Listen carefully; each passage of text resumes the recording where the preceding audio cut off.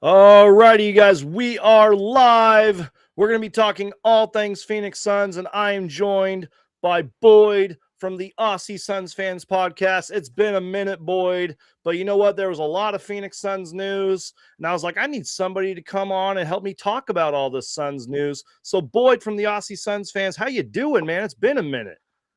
Fucking oath it has, man. I'm really pumped to be back on with you, buddy. I've been off work a bit crook lately, and this is just the pick me up I need. I reckon. I love that, man. Let's do it, man. I hope you feel better too, man. Sometimes I've been coming down with stuff too. It goes around, you know what I mean? So I hope you're feeling better, bro. But we're gonna be talking all things Phoenix Suns. Thank you to everyone who's gonna be watching along live or watching later. Make sure to Hulk smash that like button and make sure to check out the Aussie Suns Fans podcast. So Boyd, I'm sure you saw the news earlier. Some news that I'm trying to stay optimistic about. Shocker, Suns geeks and optimists. But Mark Williams getting re-signed, restricted free agent Mark Williams. I'm going to share the screen here in a minute. Getting signed to a 3-year, $38 million contract. And I thought I had this all set up, but I don't. But here it is. Yeah, Mark Williams, man, 3 years, 38 mil. Shams Charania reporting. And I kind of feel like a lot of us knew this, like he was going to come back.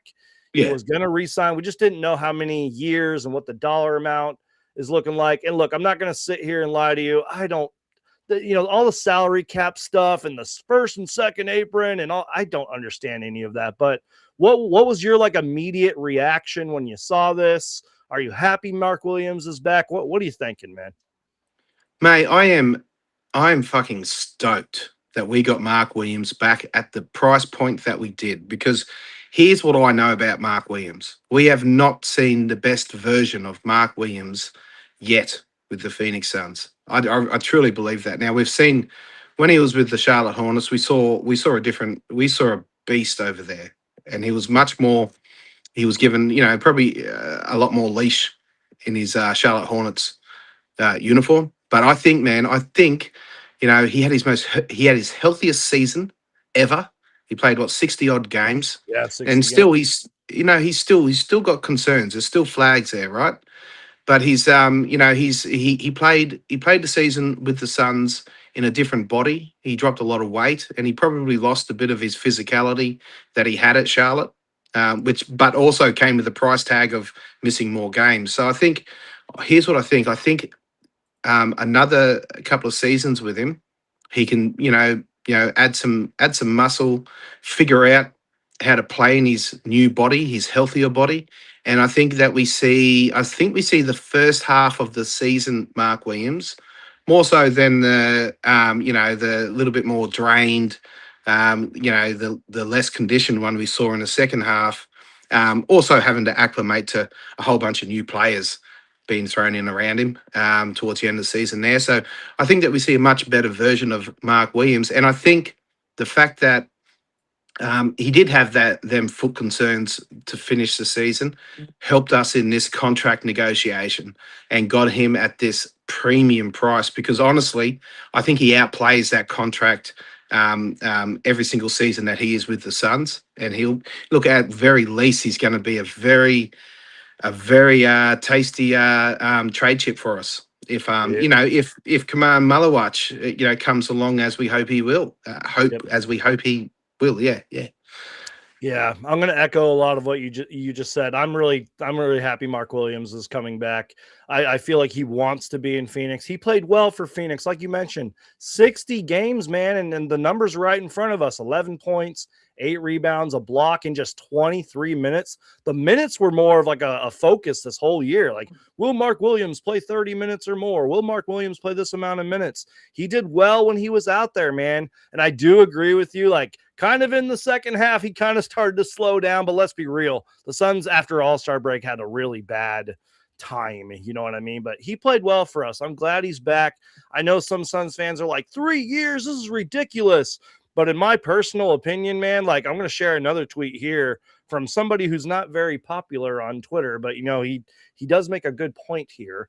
The Phoenix Suns will be paying only 28.3 million combined for the next season for the next for 3 key rotation pieces. So Mark Williams, 11 million, Colin Gillespie, 10 million, and Jordan Goodwin, 5.9 million. Good business for Phoenix. So we're paying 3 of our key players, 3 of our key contributors, and 2 of them are starters, at least right now. I mean, I'm pretty sure Colin Gillespie is going to be starting this season.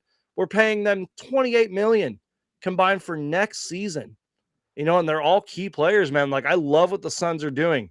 Matt Ishbia, Brian Gregory, and the rest of our front office are making these moves that really need to be done. Because, as Brian Gregory likes to say, man, we are aligned. And I think Matt Ishbia and Brian Gregory are keeping us aligned. So I really love what the Suns are doing. I'm happy for Mark Williams. And you did kind of mention it. We're going to talk about it here in a minute, but there is still a possibility that Mark Williams could be traded, but I don't think the Suns are going to rush out and start making calls. I can see Mark Williams playing with us for a while, but any thoughts on that or any thoughts on these contracts? It was just recently Colin Gillespie and Jordan Goodwin were re-signed. You know what I mean? Yeah. So here's what I think. I think we're in a position where we can suck it and see. We can suck it and see up to the trade deadline, right? We can have a little bit of a suck and a see, and it all depends on how quickly Command comes along. If Command comes out there and has he starts getting more rotation minutes, and he's really and there's less holes in his armor than what we've seen in the past. We may be in a position where we've got the luxury of being able to cash in on that really good contract with Mark Williams. Now, I don't necessarily want to see that. I'd like to see both guys thrive in the lineup and fight for that starting spot. Ultimately, I think Command has the highest ceiling, and I think that that's what the Suns are hoping for as well. But Colin Gillespie, as you mentioned before, he can start. Jordan Goodwin can start as well. These guys can. Yes. All these guys can start, but I don't think that there's that ego there that they have to start.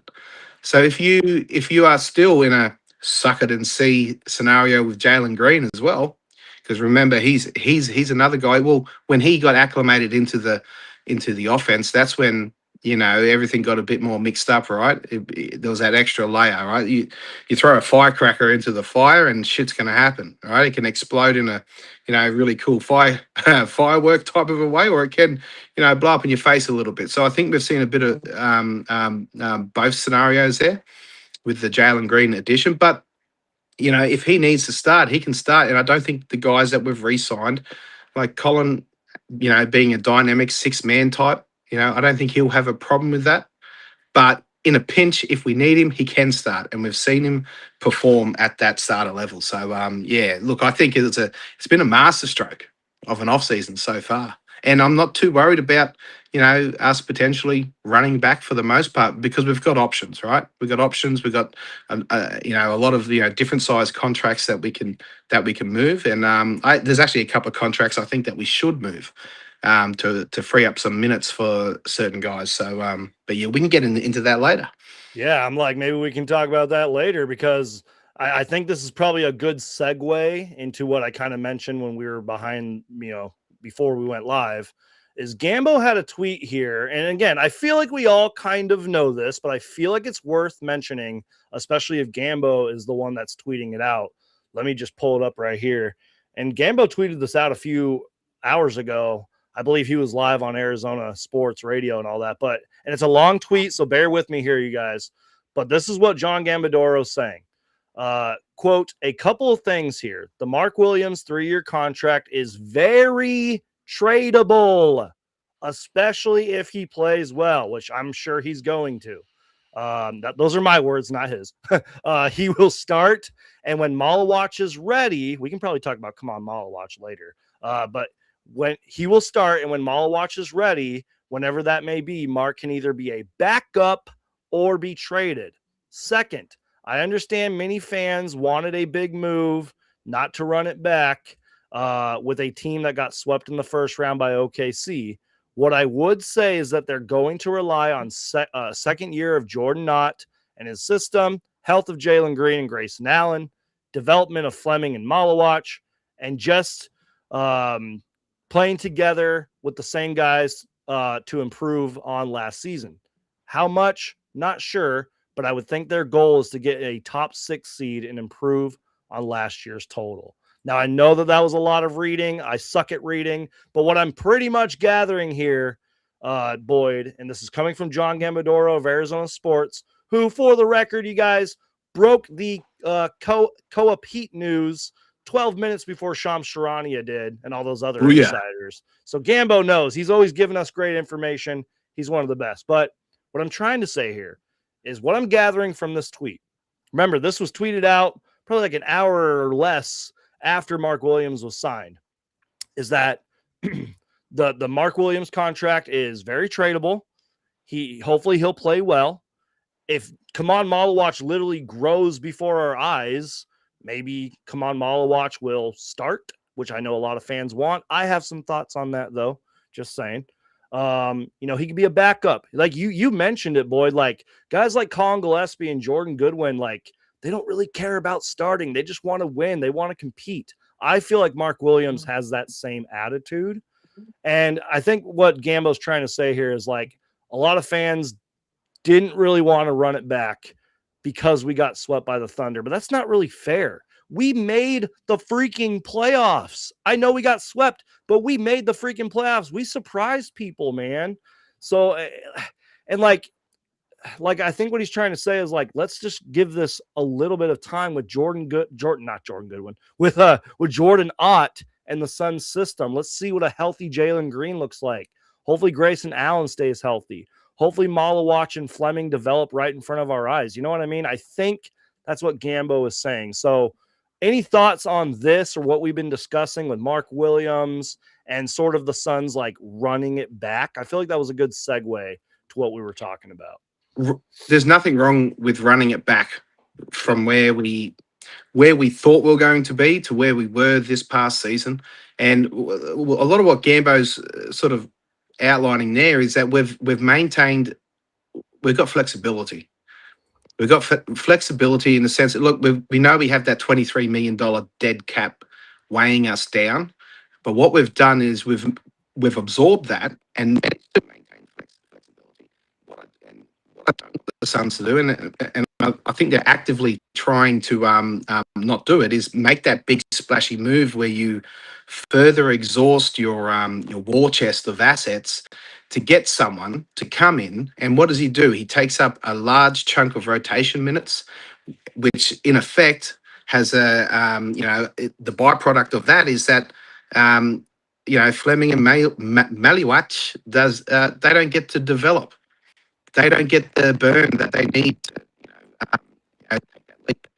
So what we've done is that I think the Suns have, they've flagged that these guys need more rotation minutes. Let's not go and get someone that's going to eat into that.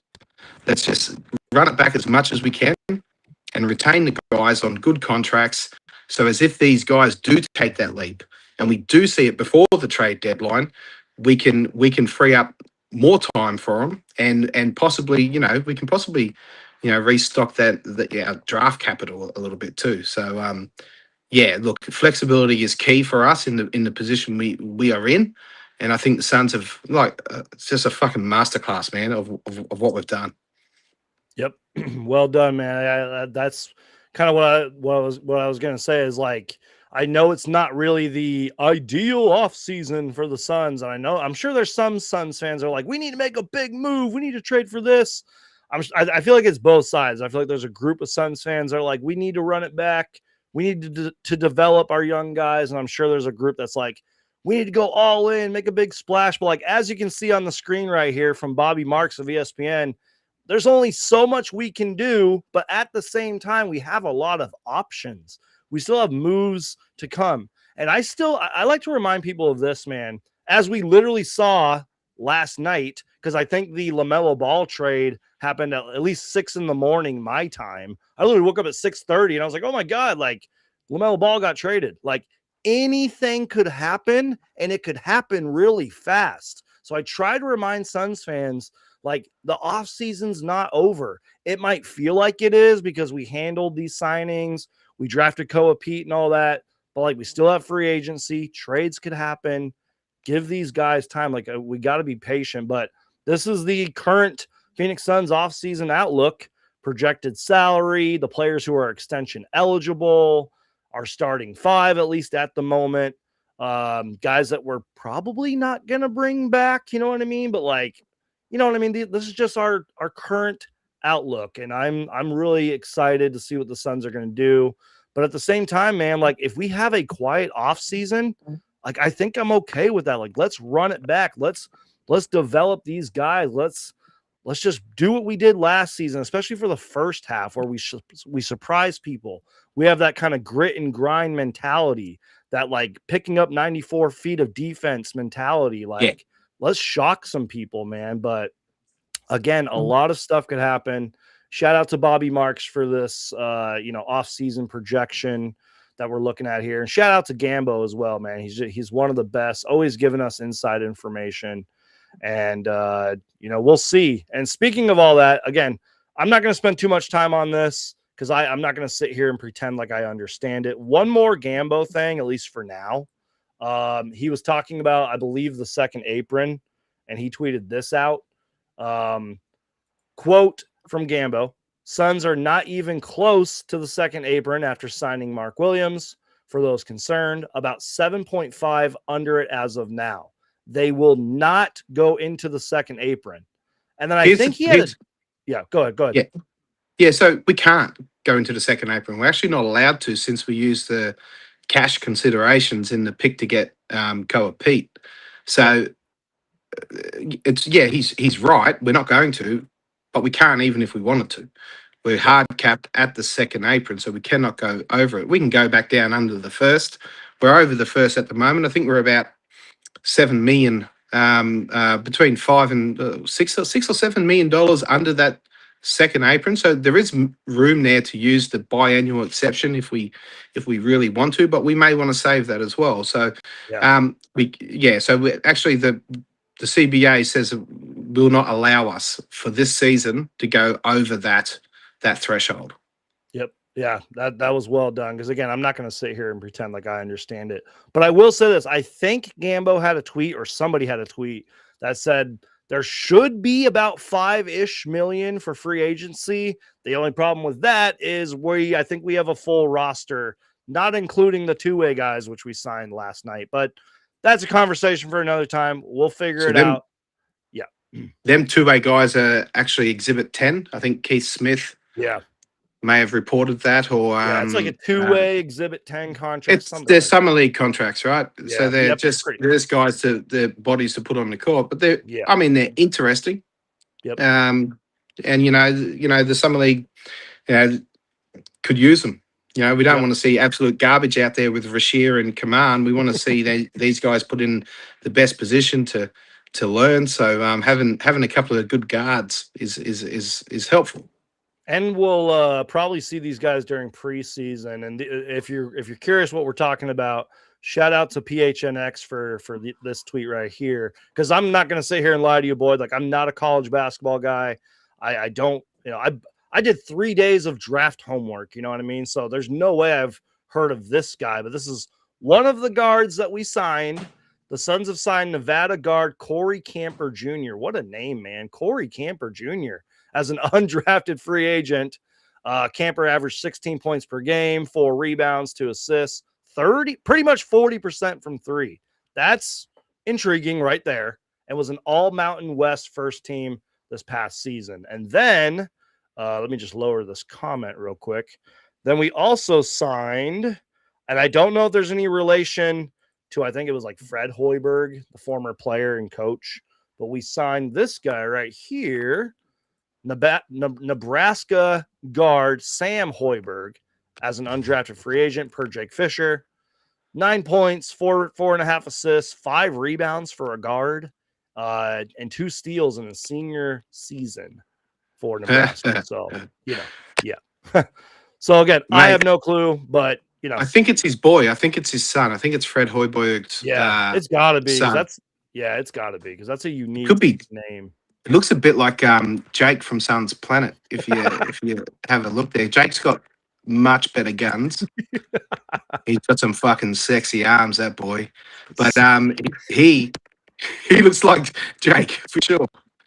Shout out to Jake from the Sun's Planet podcast, and little behind the scenes for everybody here. I sent the link to all of our podcasting friends, but they're not cool, man. They didn't want to join us. You're cool, boy. You actually joined the show because you're a real one, bro, and that's why you're on the show, because you're not a hater, unlike those guys, man. I'm totally Nah, kidding. they're all shit. They're all shitheads, man. They're fucking shit cunts. Except for Justin, because he was on my show during draft day and we had a blast. Okay, let's see here. Hold on. Let me just okay, here we go. Have you got some static coming through on your audio? Yeah, a little bit. I don't know if that's my microphone. I don't know if that's like the internet connection.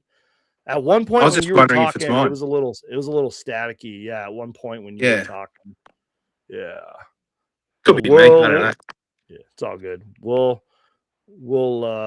just see what happens. But I love this comment here. Suns Geek still putting in more work than James Jones. I'm sure you remember this, boy. James Jones was terrible at the draft. That guy did not care for the draft, man. And remember when I said I literally did 3 days of draft homework? I spent my personal time doing draft homework, reading stuff, looking at mocks, watching highlights. Oh, James Jones, man. Sorry, I just had to address that comment.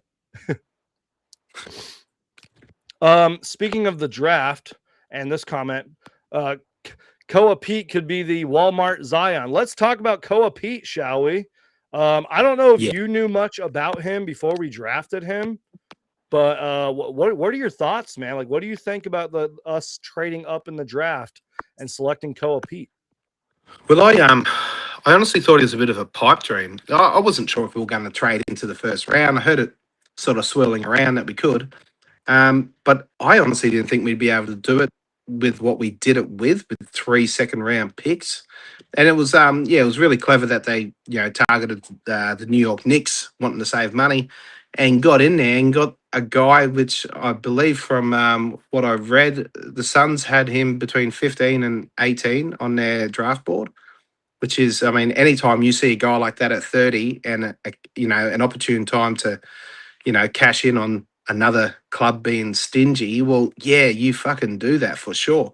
And look, but he's a project, but he's a tantalizing project in the sense that, like, he's got that physical. From what I read, he's a bit of a mongrel. He's got to work on his shot, but he's a presence inside, and I just think I think he's got a similar to what we did with Rashir Fleming, as in just easing him in, let him work on his game, let him get some confidence, in some games in the G League squad, and see what he can do in a professional system, a professional structure, because he's coming from the college scene where he's going to be able to dedicate now all of his days into perfecting his craft. And I think that he could, if he just somehow fucking gets that shot popping off a bit, I think he's gonna be a stud, and I think we will have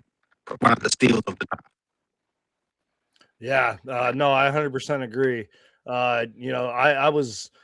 He was one of those players that, like, I mean, being from Arizona, living in Arizona, I knew about him a couple of years ago. I didn't know that much, but I knew his name, and I saw a couple of U of A games last season, watched the NCAA tournament and all that. The Wildcats made the Final Four and everything, but I didn't know there were some holes to his game. And kind of like you mentioned, like, if he can just kind of find a jump shot, I think everything else will kind of take care of itself. But we're talking about a 19-year-old rookie. You know what I mean? Like, that he has time to grow along with the rest of our team. A lot of our team is like 21 years old, 22, 23, 24 years old. So, like, we can develop together. And I think that's another reason they drafted him. And according to Brian Gregory here, this is a quote from him from draft day. Quote, Koa Peat is a winner. He plays with a unique combination of skill and physicality and possesses the character, and Boyd, what we were kind of talking about here, and work ethic that align with our team culture. The people of Arizona know firsthand the tremendous heart and fierce competitiveness he brings to the floor. And when you were talking earlier, let me see if I can go back here. I had this tweet pulled up from the Suns. Mr. Arizona was born in Gilbert, Arizona. I think he went to like Chandler or Gilbert, or somewhere in high school, Perry High School, whatever it is. 4 state titles at Perry High School, 3-time Arizona Gatorade Player of the Year, helped lead the University of Arizona to the Final Four, first time since 2001. And now he's a Phoenix Suns, man. So I'm glad we kept him, bro. Like, I'm glad that we got him. We traded up for him. And I think this is a good move. And you know what? Like, does it, I don't know. There's the whole like draft stuff like, oh, do you draft off team need, like position and fit, or do you draft off best available talent? They traded up. They traded way up. So they must have thought he was the best available talent. And I'm glad they got him, man. It was kind of a shock, but like a good shock. So I'm really excited, man. I can't wait to see Koa Peat play for the Suns. Yeah, 100%, man. It's another rookie scale contract that can help get us through this dead cap era that we're in. So it's good. Yeah, it's a good movie, guys. I'm excited for it. And like, I remember before the draft too, I was like, what if we picked at 47? I'm like, where is this guy going to even, where's he going to find minutes to play? But like with Koa Pete, he'll definitely get some minutes because he kind of fits like the timeline and, you know, what the Suns are looking for and positional need and all that. And again, if he plays his tail off, then he's going to get minutes. I think we all know that. Quick question, Boyd, as you can see in the chat here, since we've kind of already talked about him and stuff, and maybe we can talk about Kaman Malawach a little bit. I know I'm kind of going all over the place with the show, but good question here. Is Mark Williams going to stunt the growth of Malawach? I have some thoughts, but if you want to answer this first, you can. Hopefully, yes. Oh. Hopefully, because am I breaking up? A little bit, but I heard you. You said hopefully. Hopefully. I mean, well, that's what we want. And that's why we've retained Mark just in case. Yep. But ultimately, if he does, we're fucking like I said, we're in a flexible position where we can move on from Mark quite easily. So yeah, mate, I can totally see a world where Mark Williams does start to stunt his growth. But here's the thing: I think Brian Gregory has all the minerals in his sack to fucking act on it and fix the bloody problem, right? And getting them minutes that he needs. So there'll be a realization point of this is happening, which is a great thing. Let's hope it does happen. But I think that our front office is smart enough to adjust. Yep. No, I agree. And like, go ahead. Yeah, sorry, mate. I've got an internet issue, so I'm going to have to bow out and go and reset the bloody thing.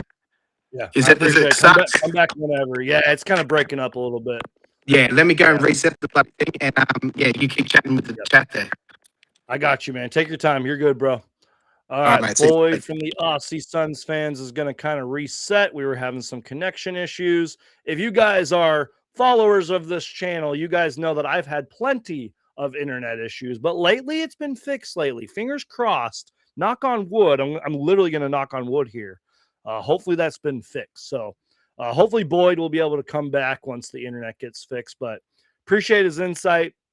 And I appreciate this question right here too. Sort of 2 questions in one, coming from my guy Christian and from Rishi. Do you think Kaman Malawach can develop and become the Suns' starting center? And then, is Mark Williams going to stunt the growth of Malawach? So let me answer this question first, because I feel like these questions kind of go hand in hand. I don't think he's going to stunt the growth of Malawach. And I talked about this a few shows ago. This is where I kind of get, and I try to stay away from hot takes. This is kind of where I get hot takey. You know what I mean? I had sort of a hot take about Come On Watch about a week ago, and I still kind of believe it. I'm not trying to sound like a hater. I'm not trying to sound like I don't believe in him. I'm excited because he's oozing with potential. And he seems like for his age, he seems like such a mature, awesome young man. So I'm not trying to sound like a hater.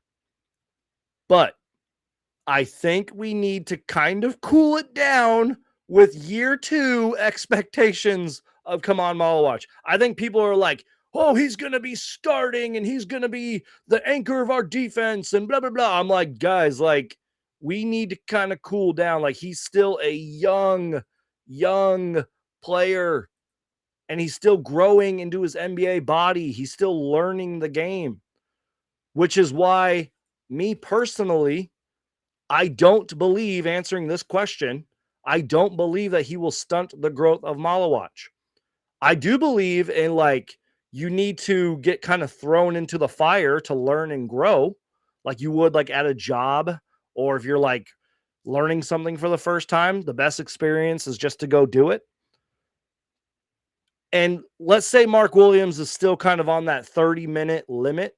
If they're trying to get Mark Williams to play more than 60 games, Malawatch can slide right in and play those minutes and kind of get thrown into the fire. But I do think that some Suns fans are just kind of, their expectations are still a little high. That's just my personal opinion. Now, if we're at Summer League and he like dominates Summer League and he looks like a completely different guy, I will change my tune. I will take back everything I said and I'll say, come on, Malawatch needs to be starting. But guys, like, we need to kind of lower expectations. Mark Williams, even though he's like 24, has been a starter in this league for many, many years. He has more experience. And just, I mean, because he has that experience, he's just the better center than Come On Malawatch is. You know what I mean? That's my personal opinion. Now, going back to this question, do I think Come On Malawatch, this is from my friend Christian, do you think Come On Malawatch can develop and become the Suns starting center? Absolutely. He can definitely develop, but it's going to take a lot of time. If we were like a tanking team and we're winning like 18 games again and all that, and we're like, oh, we're fighting for lottery picks and we want to lose as many games and get high draft picks, then Come On Malawatch probably would be starting already. Mark Williams probably wouldn't be on this team. But the Suns aren't doing that. They surprised everybody last season and won 45 games and made the playoffs. They surprised everybody with their culture and their kind of like grinded out mentality, their next man up mentality. So yes, he can develop. He has all the potential in the world, but it's going to take time. And right now, especially at least for right now, Mark Williams is our center for the foreseeable future. Yeah, he can get traded, blah, blah, blah. But right now, I don't know. I think we need to kind of cool it with with Come On Malawatch's expectations. That's just my personal opinion. I could be wrong. I've been wrong about a lot of things, you guys. I don't know. What's up with all the F-bombs? How am I going to watch this show later with my kids around? Love the accent, but not the foul language. Just saying, pal. I'm sorry, you guys. Sometimes we get passionate on this show, you know, especially with my good friend Boyd from the Aussie Suns Fans podcast. Aussie Suns Fans podcast. Aussie Suns Fans podcast. Yeah, I agree with this too. Malawatch has to earn his minutes. That would only make him better for the long run. I feel like everybody has to earn these minutes. I said this during the draft, and I know it might have sounded like a crazy thing to say. Because, like, I mean, the starters are going to get their minutes. Devin Booker's going to get his minutes, blah, blah, blah. But I feel like if you do not grind on this team, if you are not putting in the effort, diving on the floor, working hard in practice, working hard outside of practice, you will not get minutes. And I think that is the mentality of Jordan Ott and his coaching staff. So you got to earn it, man, which I know can sometimes be a problem because, like, Jordan Ott will play like a random player and we're just like, oh, he's getting too many minutes. Like what's his name? I forgot his name, but we've seen that a lot. Monty Williams did that a lot. Koa Peat will develop his shot and athleticism. Sky's the limit for him. I agree. Again, Boyd kind of talked about it earlier. I talked about it a little bit earlier too. There are some questions like I'm reading kind of a quote here from The Athletic. Quote, can he be a difference maker on defense? Can he learn to shoot? Those are my big questions. Everything else, I feel like he does very well. He's got good size. He's athletic. He's young. Excuse me. There's a lot he can do, but he's a 19-year-old rookie, so we'll see. Okay. Few more things I want to talk about while we wait for Boyd and really anybody else who's going to tune in, because I did send the link to all my son's podcasting friends, so we'll see. Ooh, another thing here too. I know I'm kind of jumping all over the place, but Jake Fisher had a tweet that I think is interesting, and then I'll probably open it up to the chat, and we'll keep talking about Suns basketball. Not that this really matters. I mean, it might matter to some people, but just real quick, last thing on the Mark Williams contract, unless you guys have a question. The Mark Williams contract is fully guaranteed with no options per a source from Jake Fisher. Take that as you will. Mark Williams, 3 years, $38 million, no options, fully guaranteed. So props to him for earning more money. All of that money is guaranteed no matter what. But yeah, no team option, no player option. It is what it is. I think it's really it's kind of like Colin Gillespie's contract, in my opinion. The 4th year kind of stood out. And for Mark Williams, the 3rd year is standing out. But I'm okay with that, because we've addressed it earlier, like the tweet we read earlier about the Suns paying what? Let me just get back to it real quick. For this upcoming season, the Suns are paying a combined $28 million for 3 key rotation players. That's it. That's how I think you have to look at this Mark Williams contract and all the Suns free agency moves so far. We're paying $28 million for 3 players who are really damn good. 2 of them are starters, and we all know Jordan Goodwin can fill in a starting role. I'm okay with that. All right. Let me just make sure I'm not missing anything. Okay. Well, we can talk Koa Peat. We can talk draft. We can take chat questions. We will, for right now, just take chat questions till we find more stuff to talk. Okay, let's see. He's still a project. Yeah. And again, you guys know me. And if you don't know me, hi, I'm Suns Geek. Nice to meet you. I'm a huge Phoenix Suns fan. I try to keep it as optimistic and as possible as I can, but I'm also very aware that Kaman Malawach is still a project. You know what I mean? And we have to kind of cool our expectations. It's great to have excitement about Kaman Malawach. I think Rasheer Fleming is going to be a really, really good player too. But guys, you're asking a 19-year-old skinny center, although he did kind of bulk up throughout the season, a skinny center to be your starting center for the foreseeable future and be the anchor of your defense and play against Nikola Jokic and play against Joel Embiid and all the other great starters who are big men in this league, all the other all-star big men, power forwards. There were 3 centers pretty much in the lottery who could be really, really good, and they're rookies too. I'm just guys, I think you guys got to lower the expectations just a tad bit. That's just my opinion. Like Meatloaf says right here, man needs to step up then. Ott's going to reward good play. Exactly. Jordan Ott will honor the good play if Malawach deserves it. If he earns those minutes. He's got to earn it, though.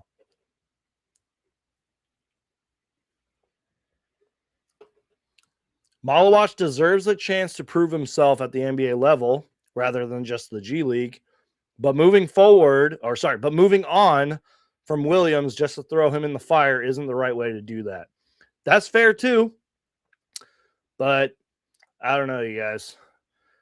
They all deserve a chance to prove themselves. That's kind of what last season was. Like sort of like a prove it year. And the Suns have to follow that up too. That could be a whole conversation.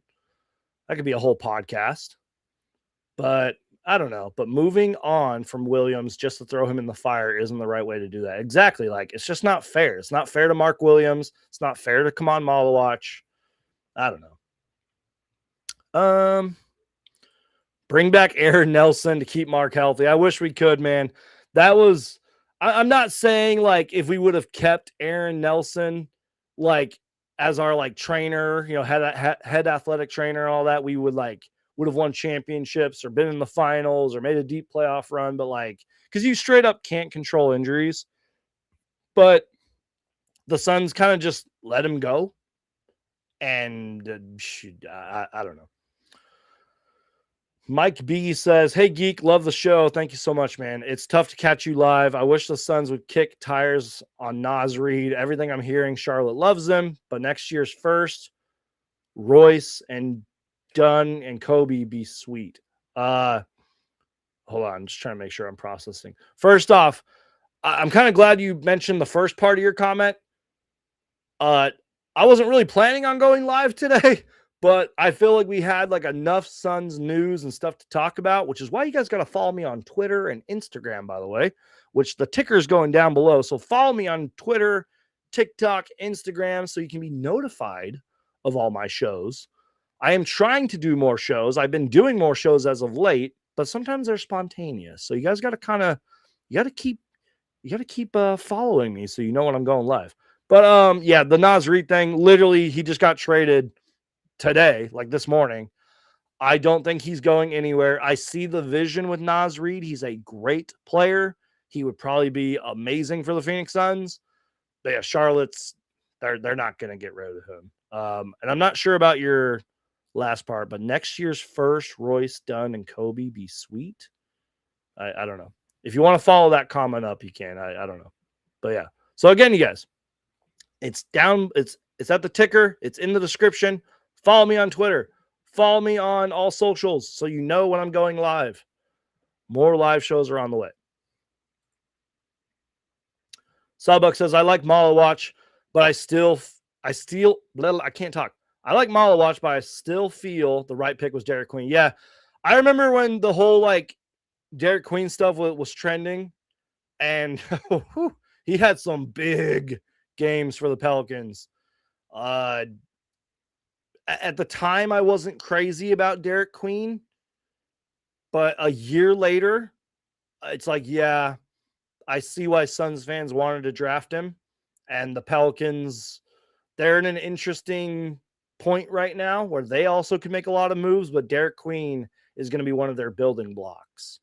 But yeah, Derek Queen, if he would have, let's say the Suns drafted him and he put up some of those big games that he did, we probably would have traded Mark Williams by now or not re-signed him. You know what I mean? I don't know. I'm expecting Ryan Dunn to take a leap more than anyone. If not, I'm concerned. Yeah, I've been very critical of Ryan Dunn. And again, I'm not trying to sound like a hater or anything, but he just flat out didn't have a good year. He always could come back in year 3 and dominate, but I'll just say this. We drafted Rasheer Fleming, which is fine. You know, it is what it is. But we drafted Koa Peat this year. And at the moment, we still have Royce O'Neal. If you're Ryan Dunn, you probably got to be getting a little nervous. Like, oh, are they going to keep me? You know what I mean? Because, like, that's a lot of players at pretty much the same position. But, and I was kind of talking to this about with my friend Super Mario Hoops. As of right now, the Suns have a lot of versatile 3-and-D wing players and just a lot of guys that can do a lot of different things very well. We have a lot of size. We have a lot of length on this team. Maybe that's what the Suns are trying to do. And I was talking about it earlier. The Suns have so many players who are 19 years old, 21 years old, 22, 24. Devin Booker's not even 30 yet. We have a young and upcoming, exciting team. And I think some Suns fans, and not even Suns fans, I just think basketball fans in general need to be reminded of that. That this is still a very young team. Mark Williams is what, 24? I think. You know what I mean? We're still a very young basketball team. And we're staying aligned. The Suns are actually keeping, at least so far right now, they're keeping this team together. At least as of right now. And Boyd just said he may not be able to make it back. That's okay, Boyd. If you happen to still be watching, not a problem at all. I appreciate Boyd being on here, giving us some good insight.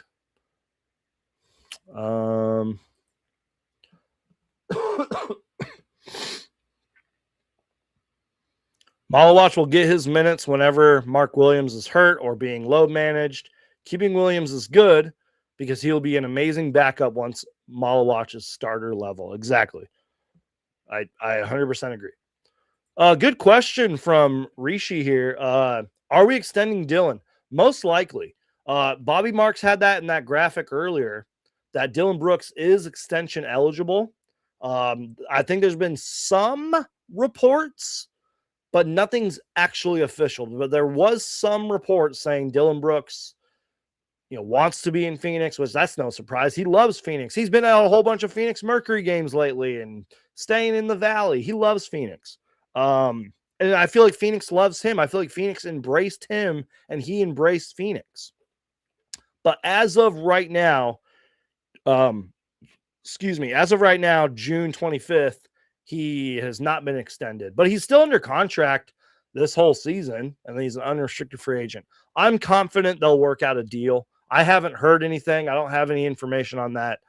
I don't really have any inside information, but I'm confident they'll work out a deal. And I think it's long overdue for me to buy a Dylan Brooks jersey, man, because he was excellent this whole season. You could make the argument he was a borderline all-star. I'm not even kidding. He was so good this year.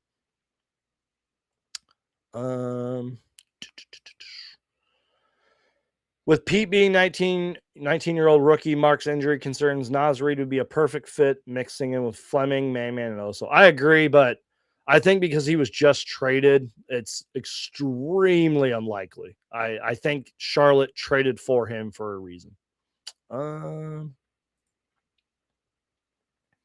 We need to see what we have in Green, Jalen Green, and if it's not working, trade him for a pass-first defensive-minded point guard. Does DeJounte Murray fit that bill, or does he score too much?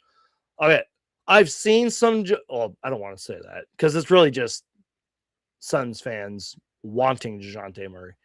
I see the vision with DeJounte Murray, and I'm glad he came back from his injury and played well. He was out of the league for like 2 years. You know what I mean? At least it felt that way anyways. Had a pretty severe injury, and he was out for a long time. I see the vision with DeJounte Murray, and he's still a young guy too.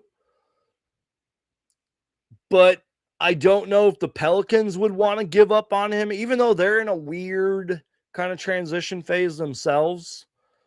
I mean, there's the whole like Herb Jones, Trey Murphy trade rumors. Maybe Zion gets thrown in there. They have some building blocks with like Jeremiah Fears, Derek Queen, and all that, some other young talent. But does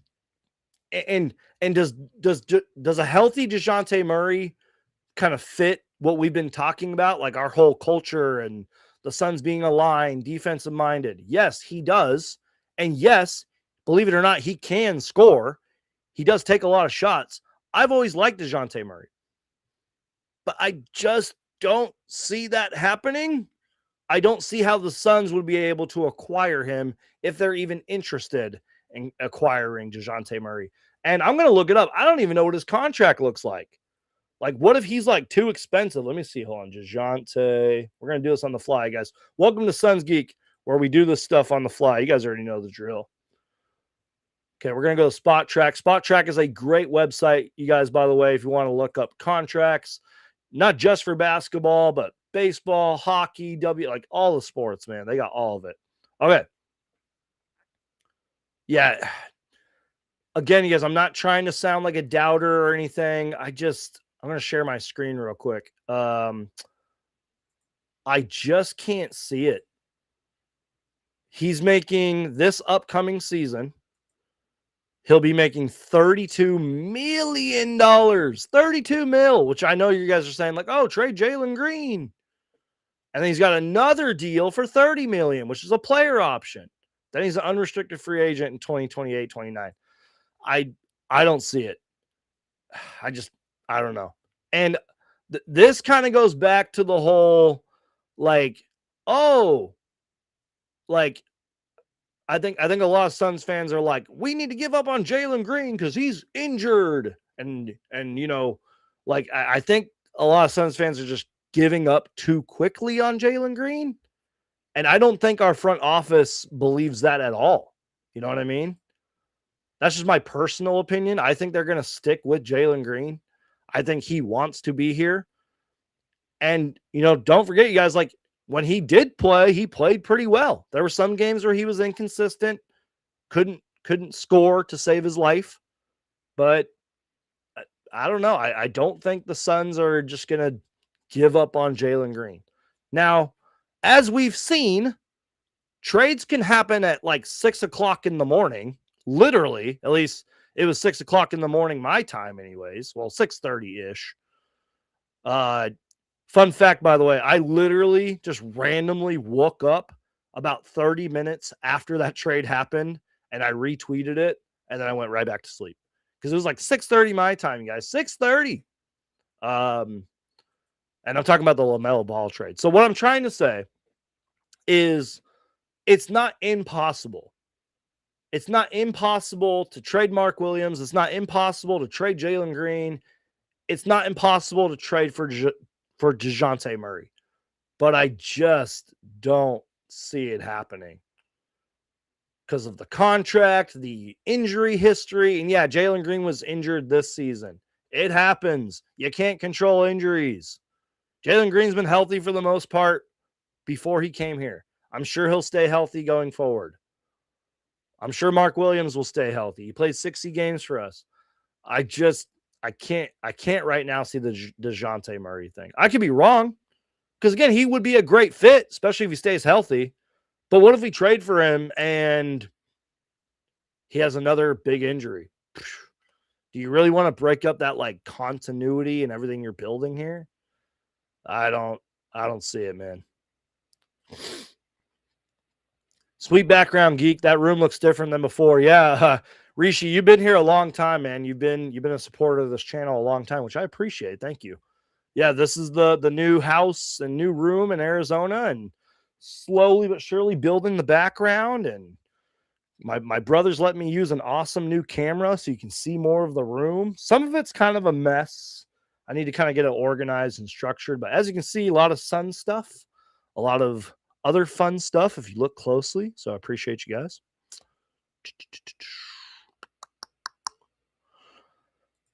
Is he done for? Sorry. It's true though. Like I don't know, you guys. He might be. Hold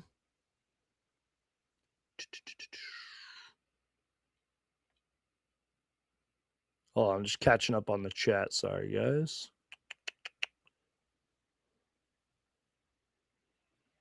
If I missed something that you guys want me to talk about, please go ahead, put it in the chat. Don't spam it, but if you want me to answer something or if I missed your comment or question, please put it in the chat. Okay. Only thing left is to now re-sign Dillon Brooks, which we talked about. I believe we're going to re-sign him. I'm sure he's already thinking, yeah, I'm going to be here for a long time. Suns are looking to extend Dillon Brooks around $25 million annually for 4 years, hoping Brooks doesn't ask for too much money. I mean, I think even if he does, the Suns will figure out a way to get him. I don't think Dillon Brooks is going anywhere. Like I think it's safe to buy his jersey if you guys want to buy his jersey. Meatloaf says, do you think we need to target another point guard or a point guard to get Book more shots? I don't think so. I think Colin Gillespie will do a fine job as our starting point guard. I think it's safe to say he's going to be starting, especially since the contract he signed, how well he played. I don't think so. I think the Suns have enough players on this team to take the ball up the court, set up their offense, and get the ball in Devin Booker's hands. And if Jalen Green stays healthy, that works. That's less of a workload. That's less points that Devin Booker needs to score. So I don't really necessarily think we need like a pass-first point guard, and that's like his main attribute. No, like I think we have a lot of guys that, like I've said, we have a lot of guys that can do a lot of different things out there that can get Devin Booker the ball. I think we're okay. Now, a backup point guard would maybe be interesting, but I don't know who that would be. I don't know. Will the Suns make any other moves, Geek? Your guess is as good as mine, you guys. I mean, again, we've kind of talked about this all live show. One, and I'm going to keep saying this over and over and over again until we get to like what, August? The Suns offseason is not over. The Suns offseason's not over. They can still make a lot of moves. A trade could happen at 6:30 in the morning or at midnight, like it did with Giannis. We still have a little bit of free agency stuff coming up. And like we kind of saw last night, we can just sign random guys to two-ways or exhibit 10s. There's still a lot of things that could happen, you guys. Just be patient. I think it's extremely unlikely that the Suns are going to just swing and get like a all-star-ish player. Probably not going to happen. I don't think they're just going to randomly trade for, let's say, DeJounte Murray, for example. I don't think they're going to do that. I think they're really going to run this thing back. For the most part, they're going to make some moves, but they're just going to run it back. The moves will be little. I have no clue who we're going to target in free agency. Hopefully it's somebody that fits our culture and that's not too expensive. But I think the Suns I think they've made most of their offseason moves. Now that doesn't mean like unplug from the Suns and just forget about it until the season starts. No, like a lot still could happen. But I don't think they're going to make that like home run big swing. I think they're just running it back. They're being financially smart. They're not going to make any big trades unless something falls into their lap. You know what I mean? I don't know, you guys.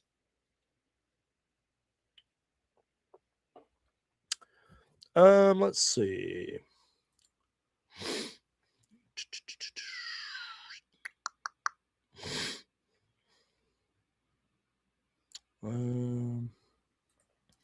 Geek, rumors are heating up about LeBron going to South Beach. Yeah, I think I saw this, and I want to just make sure that I'm getting it right. I don't know who first reported this. Let me just, okay. Maybe I could just type in LeBron James and find it, but hold on, let's see. Sorry, guys, we're going to do this on the fly. Okay. It was one report that I saw. Okay, well, yeah, apparently, let me just share my screen real quick. Here we go. Sorry, guys. You already know the drill here. One-man show. I don't know if you guys can see this, but according to Brian, I can't say that last name. I'm sorry, I can't say that last name. Apparently breaking news. LeBron James will not return to the Lakers, sources told him and Deadspin. Miami and Cleveland are emerging as strong contenders with multiple teams expected to explore deals. Now, let me just Google LeBron James and see if any of this is true. It could be false. Yeah. Right now I'm just saying, oh, LeBron James sign and trade, Cavs, blah, blah, blah. I don't know. It's just, I think it's probably because of the Giannis stuff too. It could be fake. Not fake, but it could be not true. I feel like LeBron James, in my personal opinion, has somebody who, like, his agency and all that. Like, I feel like his camp, if you will, is kind of quiet. And I feel like LeBron is the only one who really knows what's going on, and probably his agent. Before we continue with the chat questions and all that, I got to play the sponsor of the show, Learn a Note, because we're about to hit the 1 hour mark. We hit the 1 hour mark. Crush, Hulk, smash that like button, share the show. But let's hear from the sponsor of this live show, Learn a Note. Want to learn piano notes faster and actually remember them? Then it's time for Learn a Note, the powerful, easy. Hold on, you guys. Easy to use. Difficulties. Want to learn piano notes faster and actually remember them? Then it's time for Learn a Note, the powerful, easy-to-use app designed for piano beginners, music students, teachers, and anyone ready to build real note-reading skills. With Learn a Note, you can practice treble clef, bass clef, or both with random note exercises that train your brain for true recognition, not simple memorization. Play using the on-screen keyboard or connect a USB or Bluetooth MIDI keyboard for real hands-on practice. Get instant visual feedback, turn hints on or off, track session stats, lifetime progress, first try accuracy, and the notes that need more work. Perfect for home practice, classroom teaching, sight reading, adult learners, and kids learning the fundamentals of piano. See the note, find the key, build the skill, gain the confidence. Learn a Note. Simple, visual, effective piano note learning.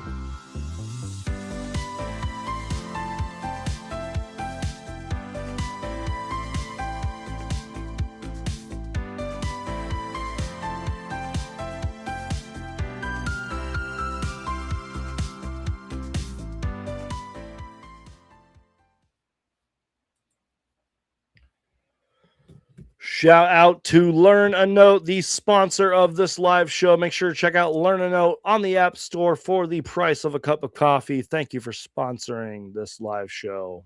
First sponsor, by the way, that I've ever had. I've been fortunate enough to have people like send me stuff, which is kind of a sponsorship, but this is like, I'm thankful. So if somebody ever wants to sponsor me, please hit me up, DM me, hit me up on Twitter. Link down below in the description. And it's trending on the thing right here. Just search Suns Geek and you'll find me. And if you want to sponsor me, that'd be amazing. Sponsor this show. Help keep the lights on around here.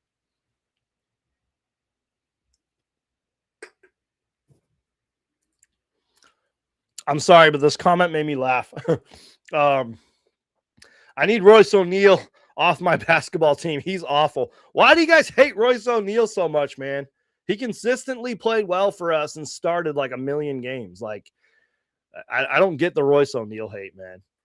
I know he's streaky. Like, when he's off, he's off. But when he's on, he can help win a lot of basketball games, you guys. But I kind of was saying this too.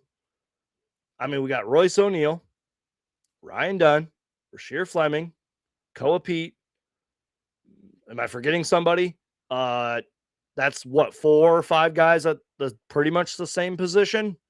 I won't be shocked if we trade Royce O'Neal, but I just don't think, at least right now, I don't think it's going to happen.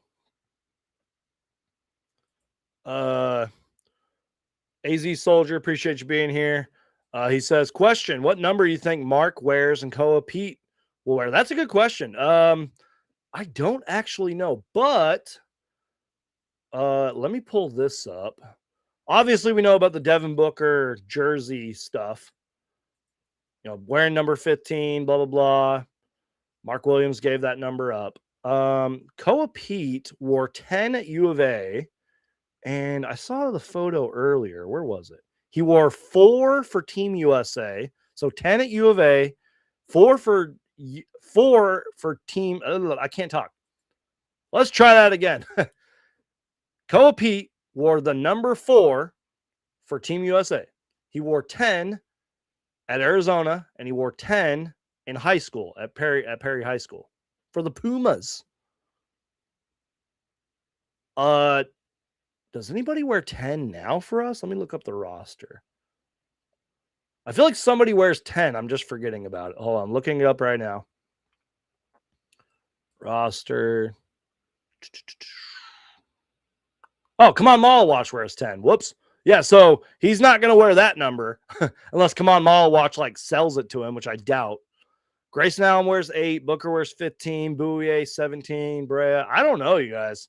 Let me know in the comments. Like, a lot of these numbers are, and some, remember, we have the Suns Ring of Honor. A lot of these numbers are already retired. Yeah, I don't know. We'll find out soon, though. There's a lot of good people who you can trust that are on top of the jersey stuff and the numbers, and they'll be the first to report it. If I see anything, I'll do a video or I'll tweet about it or something. So, yeah. I sort of talked about this earlier. I believe, and I'll see if I can find the tweet from Gambo. I believe we have about 5 million for free agency, which isn't much.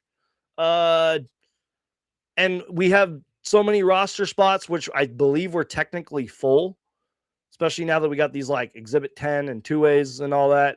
I don't know, but it's not much. And I think that was the Suns' plan. They're working with what they have and what they can do. There's only so much the Suns can do, but there's a lot that can change too. Trying to look for another comment. Let's see.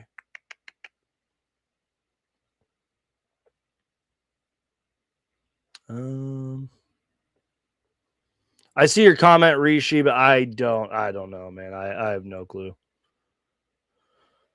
I see the LeBron James stuff looking like LeBron's last season. Bro's like 500 years old.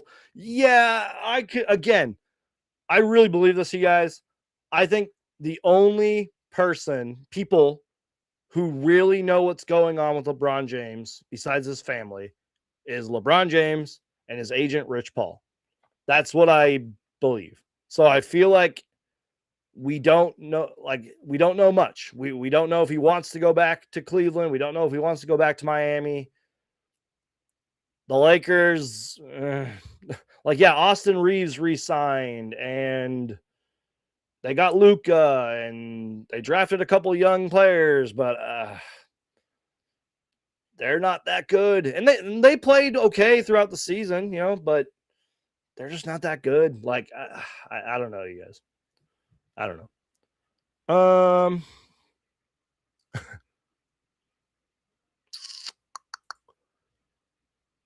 Suns are 7.5 million away from the second apron. I believe if they want to spend 7 million on Dean Wade, they can. I've seen the Dean Wade stuff too. I'm like, does Cleveland really want to get rid of Dean Wade? I don't know.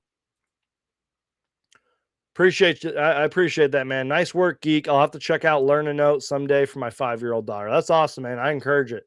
Check out Learn a Note. Link down below in the description. It's in the App Store. Go check it out. And let me know what you think, man. Hopefully you guys will check that out. They're the sponsor of this live show.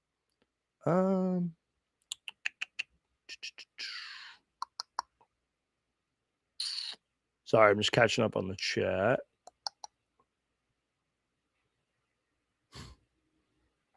Yeah, Mark Williams should just switch if he wear jersey number 51. Just flip 15 around. Exactly. That'd be smart.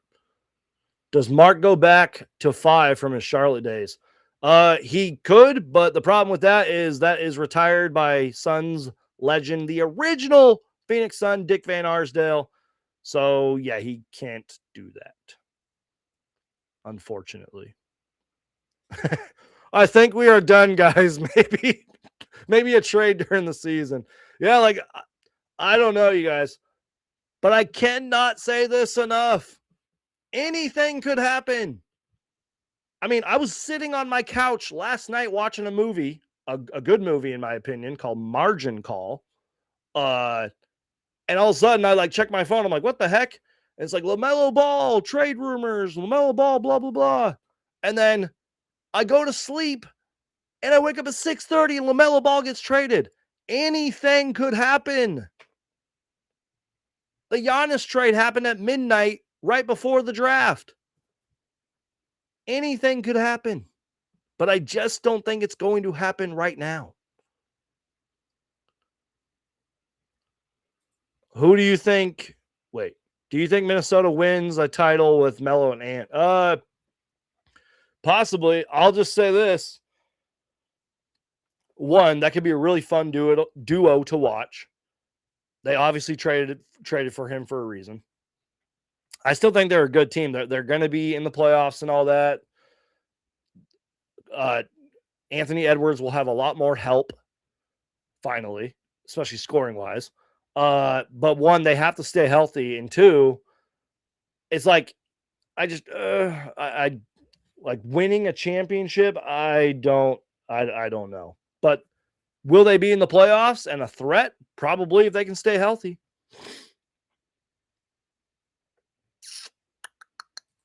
LeBron James would be great for this team if he took the league minimum. I tweeted that out. I was like, LeBron James, future Phoenix Sun. I doubt it. I'm sure LeBron. How do I say this? I'm sure LeBron notices what the Suns are building here, but he's not coming to Phoenix, man. But I will say this. Don't forget, I made so many videos about it. Bronny James Jr. had multiple workouts with the Suns before he was drafted by the Lakers. Just saying. But LeBron's not going to sniff us. He's not even thinking about us, man.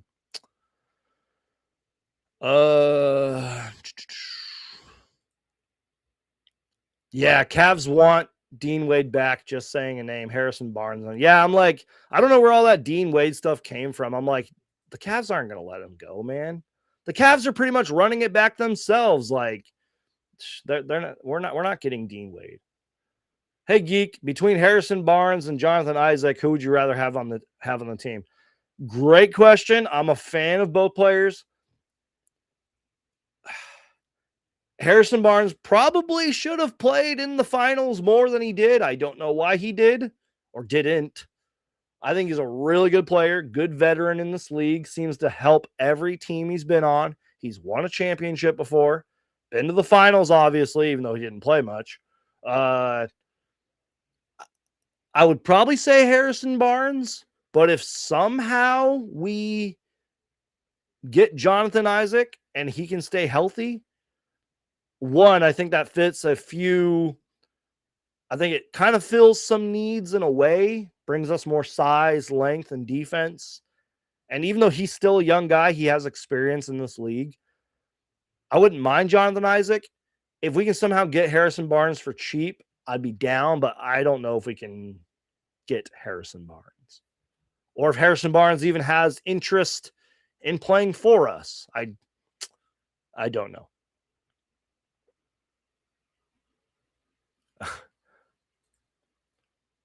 Forget relationships, forget gambling, forget drinking. I need LeBron to never retire. Oh, man, that's funny. You're a LeBron lover. I mean, I love LeBron James too, man, more than others do, but yeah. You guys are funny, man. Ant's been stuck in the middle of the playoffs for years. I'm starting to feel bad. True, but I think that's exactly why they traded for LaMelo Ball. They needed another star player. And yes, LaMelo Ball, in my opinion, is a star player when he's healthy. He's an all-star. You need a guy that can flat out put the ball in the basket, who's a great passer too. They need a star. Now, they might need to kind of tweak some things, but they'll be in the playoffs again this year if they can stay healthy. Geek, do you think LeBron wanted to come to the Suns because Bryce was at U of A? Yeah, I forget about that. His other son, I believe, is at U of A right now. I totally forgot about that. It's possible, but he's not coming to Phoenix, man. I doubt it. If Harrison Barnes is the elder on my team, I'll personally come to Phoenix and grab him. Why? Like, what's wrong with Harrison Barnes, man? Do you think Sam Hoiberg will become another villain junior? I love the little emoji too.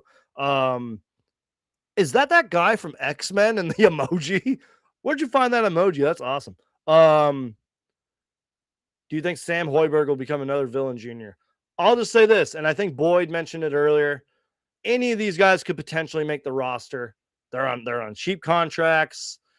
A lot of it's for summer league. A lot of it's for preseason. We'll see. It's probably a long shot And I feel like we didn't spend too much time on it. Let's kind of revisit this while we're at it. So if you guys got comments, questions, put them in the chat now. And again, take this with a grain of salt, you guys, because I know nothing about these players. I know nothing about them. But the one thing that stood out for me is it kind of seems like he can do a little bit of everything. And I haven't watched a second of highlights on this guy, so I have no clue. But this was okay. Hold on, let's see. Is that it? Yep. Again, shout out to PHNX for this tweet right here. But the Suns have signed Nebraska guard Sam Hoiberg as an undrafted free agent per Jake Fisher. 9 points per game, 4.5 assists, 5.3 rebounds for a guard, and 2 steals in his senior season for the Nebraska. Hold on. And real quick, let me just go to the Ringer, because the Ringer had a really good draft guide, and we're going to look him up real quick. Sam Hoiberg. Okay, maybe we won't be able to find him. Okay, scratch that. Well, then we're just going to do this. We're doing this on the fly. And I'm going to answer a question while we're looking this up too. I kind of talked about this during the draft too. I'm actually really excited for the Jazz because, they drafted Darren Peterson, number 2 overall, which was a great pick. He arguably could be one of, if not the best player out of this draft class, and that's saying a lot. You got AJ DeBonsa, who was picked before him, Cameron Boozer, Darius Acuff Jr. So many other of these guys could be the best player in the draft 5 years from now. But I think right now Darren Peterson is overall the best talent. I could be wrong. I don't know. The injury concerns too are an issue, but he's a great player. The Jazz have had a great, last year or so. I mean, they traded for Jaren Jackson Jr. They got Larry Markkinen. They got Ace Bailey, Isaiah Collier, so many other young, talented guys. They're going to be fun. They're going to be fast. They're going to score a lot of points. They're going to be good. It wouldn't surprise me if they make the playoffs. Don't be shocked if the Utah Jazz make the playoffs. You know what I mean? And if Darren Peterson is as good as they say, then I think the Jazz will be really good. I'm reading Bright Side of the Sun right here. And yes, he is the son of former player, former head coach, Fred Hoiberg. Hoiberg was a Big Ten all defense. Let me see.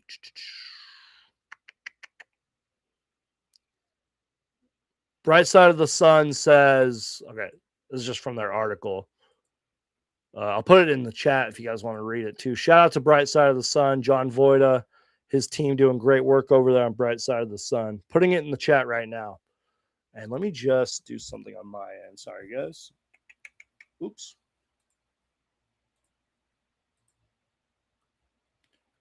Sorry, guys. You already know the show here. One man drill. Okay. One man show here. You guys already know the drill. Right here from Bright Side of the Sun. The Phoenix Suns are already getting to work after not selecting anyone in the second round of the draft, which I'm totally okay with. That was kind of the plan. According to NBA insider Jake Fisher, Nebraska's Sam Hoiberg intends to sign a contract with the Phoenix Suns after not getting drafted to a team. Hoiberg was Big Ten all defense, which I didn't know that, to be honest. That's cool. Played 4 years in Nebraska, so he's a senior, where his father, Fred, who used to coach the Bulls, is the coach.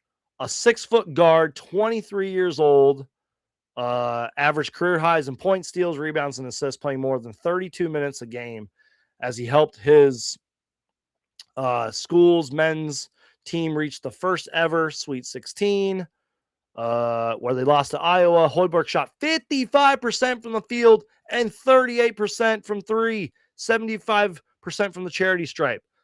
This kind of sounds like a guy that could fit this Phoenix Suns team. I could be wrong, but, and I mean, I haven't watched a second of highlights either. That could be a guy, this player right here.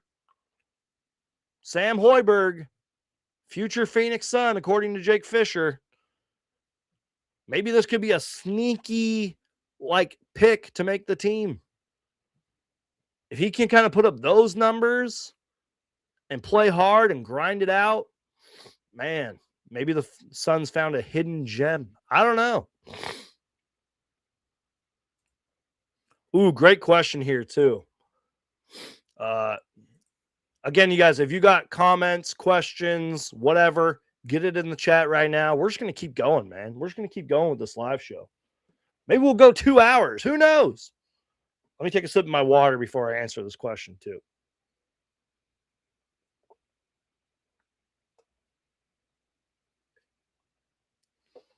I love this question. And it's sort of one of those, like, your guess is as good as mine, but Geek, who do you think is next to get traded? I think Ja or Jaylen Brown. Okay. This is tricky because and I've had a lot of opinions on Ja Morant, so have a lot of other people. But due to what happened with the Giannis stuff, even if you were just casually following that, it's not looking good for Boston. And I mean, Danny Ainge is a great GM and all that. Or I think it's Danny Ainge. Who's Boston's GM? Whatever. I saw a quote from their GM, and it didn't sound too reassuring. It kind of sounds like they are on the fences with Jaylen Brown, who's a fantastic player, all-star in this league, great scorer, versatile player, great defender, one of the best players in the league. People have been trying to break up Jaylen Brown and Jason Tatum for years. And they proved everybody wrong in 2024 and won a championship. They proved everybody wrong. Well, at least Jaylen Brown Brad Stevens. That's who I was thinking of. Thank you, Jake. Yeah. I don't know why I thought it was Danny Ainge. Brad Stevens had a quote just recently, and it didn't sound too reassuring about Jaylen Brown.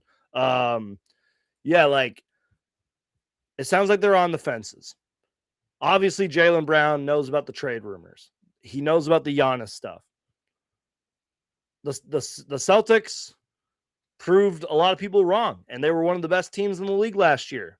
For a little bit, they were without Jason Tatum. Jason Tatum comes back, and he plays great. But because of the Giannis stuff, and because he was thrown into so many trade rumors and trade reports, he probably is offended. He's probably fed up. I don't blame him. So to answer this question, who do you think is next to get traded? It wouldn't surprise me if Jaylen Brown gets traded first. Speaking of Ja Morant too, and look, the Grizzlies so far, we can talk a lot about the Grizzlies because they've had a great offseason so far, in my opinion. The Grizzlies,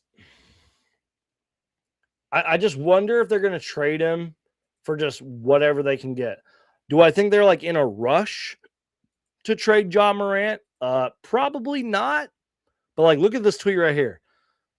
Apparently, the Grizzlies will need to attach draft assets, which I think they got a whole bunch of, to get off Ja Morant's contract this summer. Not sure if that's 100% true or not.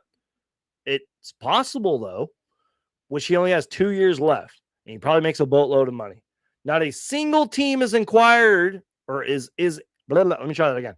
Not a single team is interested in acquiring Morant without Memphis sending back draft stuff, draft players, picks, and all that.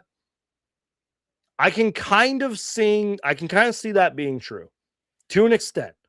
I don't know if Ja Morant's trade value is as low as this tweet and others are making it out to be. Not saying that Evan here is wrong, but I don't know if his trade value is as low as people are making it out to be. But at the same time, I could see teams being kind of taking advantage of the situation and being yeah, We want Ja Morant, but you're going to have to throw in a couple sweeteners. I could see that. I wouldn't blame teams for doing that. If I were a GM and I wanted to trade for Ja Morant, I'd probably do the same thing too. So to answer the question, great question from Jake here. Who do I think is next to be traded? Jaylen Brown, Ja Morant. I think it's going to be Jaylen Brown first. That could happen before free agency. It could happen after. I don't know. We'll see. Oh, and another player that I think needs to get traded. I talked about this a little bit. Domantas Sabonis and DeMar DeRozan. Please, Sacramento Kings, please just trade those guys. Start fresh, rebuild, which they already are rebuilding, but just really rebuild. Lean into the rebuild. Trade Sabonis, trade DeMar DeRozan. Start fresh. I feel bad for Ja. Magic should take a swing. Ja, Bane, Franz, Paulo Banchero's a squad. Yeah, but you'd probably have to give up a lot of their young talent and picks, and I don't know if Orlando wants to do that, especially since they gave up a lot to acquire Desmond Bane. I can't really see that happening. Okay, Memphis, we'll take Ja Morant and Cameron Boozer for Jalen Green. You win. I love Jalen Green, you guys, but call it in. No, I'm just kidding. Ja Morant and Cameron Boozer. Could you imagine Ja Morant and Cameron Boozer, the number 3 overall pick on this squad? That'd be something. Somebody try that in 2K. Let me know what happens. All right, guys, what do you want to talk about now? Because I'm gonna look around and see if there's anything else to talk about. You guys want to talk about Koa Peat a little bit more? There's actually some other stuff we can talk about here. Thanks to good old Sun's Twitter. Really, we can just talk about the draft and stuff too. Okay. Take this as you will. Take it with a grain of salt. I know a lot of you guys are not going to like me for talking about this. It's more of the player you guys don't like. He's been rumored to us before. I'm not saying it's going to happen. It's probably extremely unlikely. But let's look at this tweet here. Again, it's just a rumor. It doesn't mean it's going to happen. It could just be blah, blah, blah, right? But let's look at this tweet from Benjamin Garcia from Locked On Suns. I'd keep an eye on Miles Bridges and the Suns. Again, he's been attached to us before. He's been linked to us before. He's been rumored to us before. Naz Reid should be the starting point guard now with the Hornets, in my opinion, which he probably will be. Charlotte lost some shooting. Grayson and Dunn could be the package, plus the MSU connection. No, I don't want to see him here, but I see the framework. I kind of like how he ended that tweet. Again, this is just a rumor. It's just speculation. It's just someone giving his opinion, but he's not wrong because Miles Bridges has been linked to us before. I doubt this happens, but it's possible. I know there's all the off the court stuff and all that, but I mean, he's been, Miles Bridges is a consistent. Is that fair to say he's a consistent player in this league? He's okay. I doubt it happens, but I don't know. We'll see. Just thought I would touch on that in case it happens. I doubt it's going to happen. And I like my guy John Voida's response to that. He says, Bridges should be a 3, so it works out, which is funny because I feel like I've been talking about that a lot. We have a lot of wings. We have a lot of players who are at the 3 spot. We have a lot of like small, slashing, versatile forwards. So yeah, checks out. I like his response to that. That's funny. Guys, get your comments, questions in. I'm going to find some topics to talk about on the fly. Oh, yeah, I have some other stuff we can talk about. Not really sure if it's more Suns related, but it's just like draft related. Hold on real quick, guys. I apologize. Hold on. Let's go here.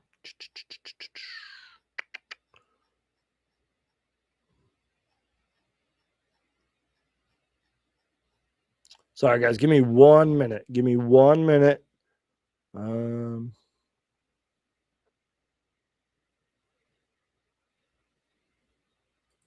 Imagine if we didn't trade Ty Jerome. Yeah. That was just a weird time for the Suns. I feel like at the time they got the best like available pick, but it just didn't work out. You know what I mean? When he was here, it just didn't work out. Props to him for grinding it out and becoming a really good player and earning a contract and all that. But yeah, I just didn't work out. And I think he's still with the Grizzlies too, at least for now. Hold on, you guys. I'm trying to look for something. I saw it the other day, and now I can't find it, man. It was about the Suns too. Ooh, yeah. I want to talk about the Thunder as well. Sorry, guys. It's a little embarrassing. I apologize. Trying to find something.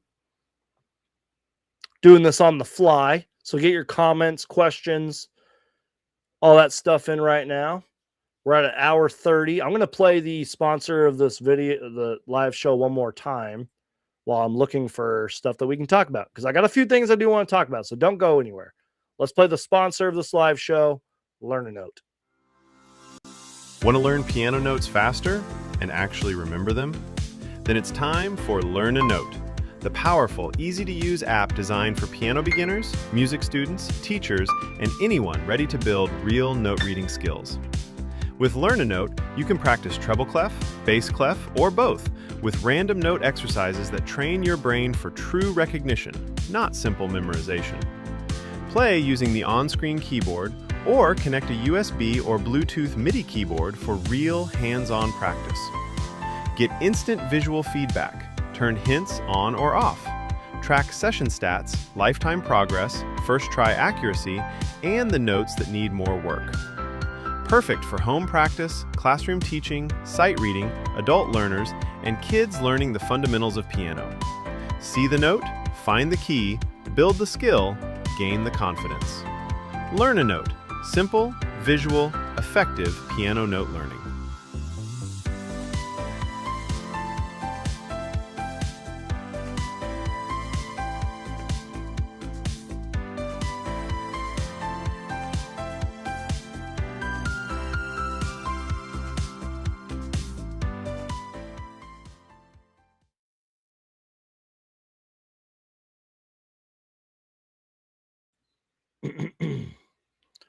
Check. All right. Again, check out Learn a Note, the sponsor of this live show. Learn a Note in the App Store, and for the price of a cup of coffee. Go check it out, you guys. All right. So let's talk about just a couple random things here that I want to talk about, especially draft stuff, really. But first, you know what? Let's talk. Where was it? Let's talk about the Phoenix Suns draft grades just real quick. We're kind of going to be all over the place at this point of the show. But here is the Phoenix Suns draft grades for drafting Koa Peat. CBS Sports, who I think they do good work, especially when it comes to the draft. They give it an A-. Sports Illustrated gave it a B-. Bleacher Report, C+. I just feel like Bleacher Report just doesn't like us. They just don't. I feel like they never like say good things, and they come out with all this like crazy draft stuff, or not draft stuff, but crazy trade stuff. Bleacher Report kind of hating on us, C+. NBC, B. Yahoo Sports, B-. Clutch Points, B. MSN, C-. Fansided, B+. Sporting News, B. Rookie Wire, A+. SB Nation, B+. So pretty good grades. I don't exactly know every single quote they said, and I'm sure it's fair, but yeah, those are the draft grades for Koa Peat from U of A, who we drafted, which I'm excited about. Just thought I'd go over that real quick. I did see that, but yeah. Yeah, let me talk about OKC real quick. I kind of wanted to talk about this. I thought they had a really good draft. And yeah, they lost in game 7 of the finals, but let's be real, you guys. They're still going to be a dominant team. I think they're going to come back next year with vengeance. and look at this tweet, man. This is lottery picks from, under Sam Presti, who's been their GM and president of basketball ops for years. Ade Mara, who they just drafted 12th overall, and he could be a really good big man in this league. I've done some homework on him. He could be really good. Nikola Topic, who he's had injuries and some health concerns, but he could be really good. Cason Wallace, contributor for them. Chet Holmgren, all-star. Jalen Williams, all-star. Usman Jang, who got traded, but he had potential. Josh Giddey, who's like a borderline all-star for the Bulls now. Domantas Sabonis, who was an all-star. Cameron Payne, former Phoenix Sun Cameron Payne. Steven Adams, Cole Aldridge, James Harden, future Hall of Famer. Russell Westbrook, Kevin Durant, future Hall of Famers. And still currently in the league, Jeff Green. These are all lottery picks from Sam Presti, who is just a basketball wizard and has so many assets and draft picks, and just Sam Presti is a genius, man. Now, obviously, again, they lost in game 7. They lost in game 7. They didn't make the finals. They didn't win a championship. They didn't repeat. But are they going to be around for many, many years?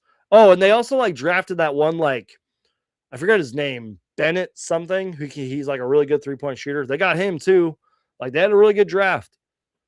They've been making moves. Yeah, I think OKC is going to be pretty good, you guys. Not pretty good. I know they're going to be good.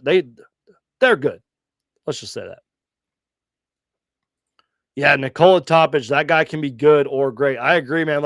He had a lot of hype coming into the draft, and I think that's why the Thunder got him. It just hasn't worked out yet, but I don't think they're ready to give up on him either. Presti drafted Harden and Westbrook. I believe he did. I think he's been around that long. It doesn't seem like it, but he's been around that long, man. And again, that's one of the big what ifs in NBA history. What if Harden, Westbrook, Kevin Durant stayed together? What if they stayed together after making the finals in 2011? Man, what could have been, man? What could have been? Sorry, my dogs are trying to break into my room. Hold on. There's a question, or not a question, comment here. Let's list Ryan McDonough's draft picks. Devin Booker, TJ Warren, ... I love that. Oh, man. Remember when the Suns drafted Dragan Marquise Chris, Tyler Ulis, all in the same draft? Speaking of that, let's go down a little Suns history, shall we? Because that was, I think, yesterday or today when that happened. Where was it? Hold on. I saw it the other day. Where'd it go? Everything I'm trying to look for is gone. Where are these tweets going to, man?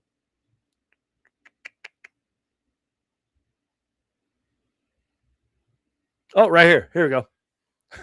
June 24th. Well, this is when he tweeted it out. On this day in Suns history, June 24th. At the time, remember, this was the 2013 draft? Yeah, I think so. Yeah, 2013 draft. The Phoenix Suns were considered winners in the NBA draft that introduced a 7'1" unicorn Dragan Bender, 6'10" super athletic power forward Marquise Chris, and Devin Booker's, I can't read that word, best friend, Tyler Ulis. GM Ryan McDonough was committed to developing all three into stars. This day in Suns history, although this was yesterday, but still, you get the point. And if you go back to the Suns Geek Archives, this was something I was so wrong about. I was Dragan Bender's biggest fan, dude. But again, at that time, the Suns were terrible. They were truly rebuilding. They were winning like 18 games a year, 20 games a year. It was a different GM at the time. It was a different team. Basketball was a little different back then. This was like kind of around the time like Steph Curry and all like started changing the game of basketball as we know it. You know what I mean? It was just a different time. You know? And this was 2 years before we drafted Devin Booker too. Like at the time I understood it, but man, think of how many different picks or not picks. Think about how many different players we could have had. You know what I mean? But, you know, you live, you learn. I don't know. I don't know why I thought I'd talk about that. I just remember back in the day making videos about that. And in all fairness, for what this is worth, take this with a grain of salt. I met Marquise Chris and Dragan Bender multiple times. They are such nice guys. They're such down to earth. It sucks it didn't work out for them. And Tyler Ulis. Although I could be wrong. I think Tyler Ulis is like a coach now for Kentucky or something like that. But I don't know where Dragan Bender is. I don't know where Marquise Chris is. I don't know. But man, doesn't this photo just bring you back, man? Earl Watson is head coach. Dragan Bender, Marquise Chris. Look at the Suns logo on their t-shirts, man. I had a t-shirt like that. I had a polo, I think, with that logo on it, man. I don't know what happened to it, but man. BG gonna tell Sam Presti to hold his beer. Watch, for real, man.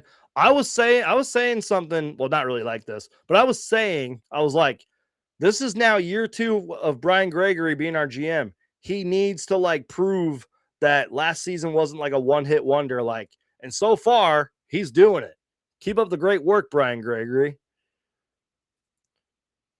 McDonough also thought Bender was Porzingis 2.0. Exactly. And that's another thing to kind of remember around that time.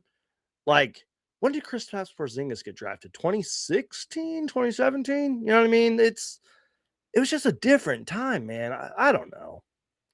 Wait, when did Porzingis get drafted? I don't remember. Whatever. Doesn't matter. It's all history. I doubt we'll have any lotto picks until Book retires if we keep our picks. Great question to kind of keep the stream going here.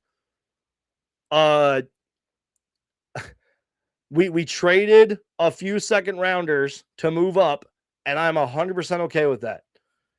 We didn't have many second rounders to begin with. I don't know how many we have now. It does not matter. We don't have many future draft picks. We have some, but we don't have many. I'm okay with that. We don't need a second rounder as of right now.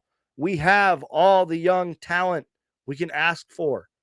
And I keep trying to find this tweet, and I don't know what happened to it. But there was a great tweet with like all the Suns' ages and all that. I'm going to look this up, man. We are going to find this. I don't care how long it takes. But the Suns have guys that are 19, 20, 21 years old. Let's see. Well, here's a version of the tweet that I'm looking for. I'm going to retweet it so that I don't lose it. This is what I've been talking about. This is what I was kind of trying to look for earlier, but I couldn't find it. The youth movement has begun in Phoenix, and I'm bringing this up because of this comment right here and because I wanted to talk about it originally. I doubt we have any lotto picks coming up until Book retires if we keep our picks. If we keep our picks, which we don't have many of, and we don't really need them. Here's why. The youth movement is on in Phoenix. Koa Peat, come on, Model Watch, are 19, freshly 19 years old. Rasheer Fleming, 21 years old. Oso Iguodaro and Ryan Dunn are 23 years old. Jalen Green and Mark Williams are 24 years old. And like I said, Devin Booker's not even 30. The youth movement has begun in Phoenix. We don't need second round picks. We don't need insert random second round pick in next year's draft class's name. We don't need him. At least right now, we do not need him. The youth movement is on in Phoenix. And by the way, you guys, if you were around my channel when the whole Dragon Bender stuff was going on and all that, you're a real one, because that's how long I've been doing this stuff, you guys.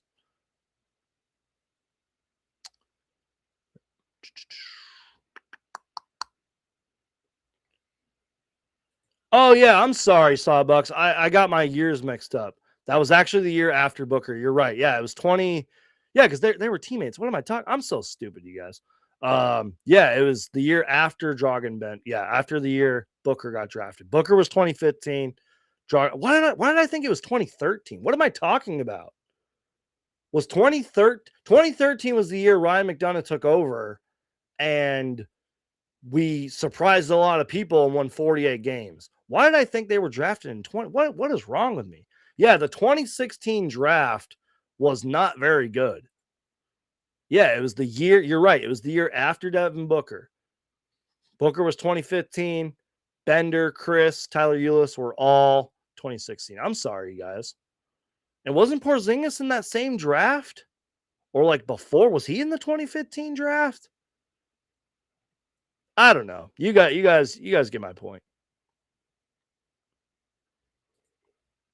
Remember Eric Bledsoe? Eric Bledsoe said he hated the Suns 3 games in. I remember that. Yep. The I don't want to be here. I love how young we are. We just need these dudes to pop. Exactly. Like, keep the faith, you guys. The Suns youth movement is on. I cannot repeat this enough. This was a version of the tweet that I kept looking for. I was like scrolling them. I was like, where did this tweet go? Koa Peat, Malawatch, 19. Rasheer Fleming, 21. Oso, Ryan Dunn, 23. Jalen Green, Mark Williams, 24. The youth movement is on, you guys. All right. Let me take a sip of my water, and then we're probably going to wrap up this live show, because I'm kind of running out of things to talk about.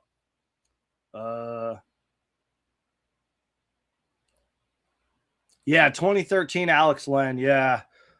Whatever happened to Alex Len, man? I feel like he was like a consistent backup center for a while and then like just fell out of the league, man. What happened to him, man?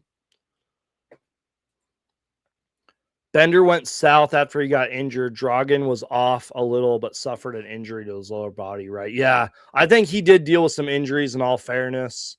He had some good games here and there and flashes, but just never panned out, man. Even after, like, he played for the Bucks. I remember that, and it just didn't work out. Same thing with Marquise Chris. I think Marquise Chris had some injuries, man. All right. Like I said, you guys get your comments, questions in. I'm just going to talk to you guys about like movies and stuff, because there's just like nothing to talk about, man. Let me just make sure I didn't miss anything. Also, how we looking in good? Well, yesterday, here's the movies that I've been watching lately and the video games I've been playing. This is kind of a segment that I'm trying to be more consistent with on this channel. I've watched 2 movies over the last couple days. I know a lot of you guys are probably going to click off and all that, because you're not here to listen to my movie opinions. But I love movies. I love video games. I play a lot of them and watch a lot of movies and play a lot of video games. But I watched this movie, and I'm not trying to talk politics. I'm not trying to talk about the economy. I'm not trying to talk about any of that. This is just a good movie that I like, that I was entertained by, that I've seen a few times. It's called Margin Call, with Kevin Spacey, Paul Bettany, Jeremy Irons, Zachary Quinto. Is that how you say his last name? And like an all-star cast: Stanley Tucci, Demi Moore. So many great actors are in this movie, and actresses. So many great actors. I think the movie's only like an hour and 40 minutes too. And like, I've seen this movie a lot. It's a good movie. It's entertaining, man. But I also watched the other day a movie that my brother is letting me borrow on 4K Ultra HD Blu-ray. Although I think I just watched the Blu-ray version of it, because I don't think I have a 4K Blu-ray player. But Elvis, I have it right here in my hand. Great movie. I've seen it once before, but I was just like kind of in the mood to watch it. I was like, can I borrow Elvis? Austin Butler is a star, man. He's been in a lot of movies since this. Great actor. I don't know how historically accurate this movie is, but I like this movie. Seen it twice now. Highly recommend it. If you haven't seen Elvis, go watch it, man. Any pick we picked at 4 sucked. Josh Jackson. Yep.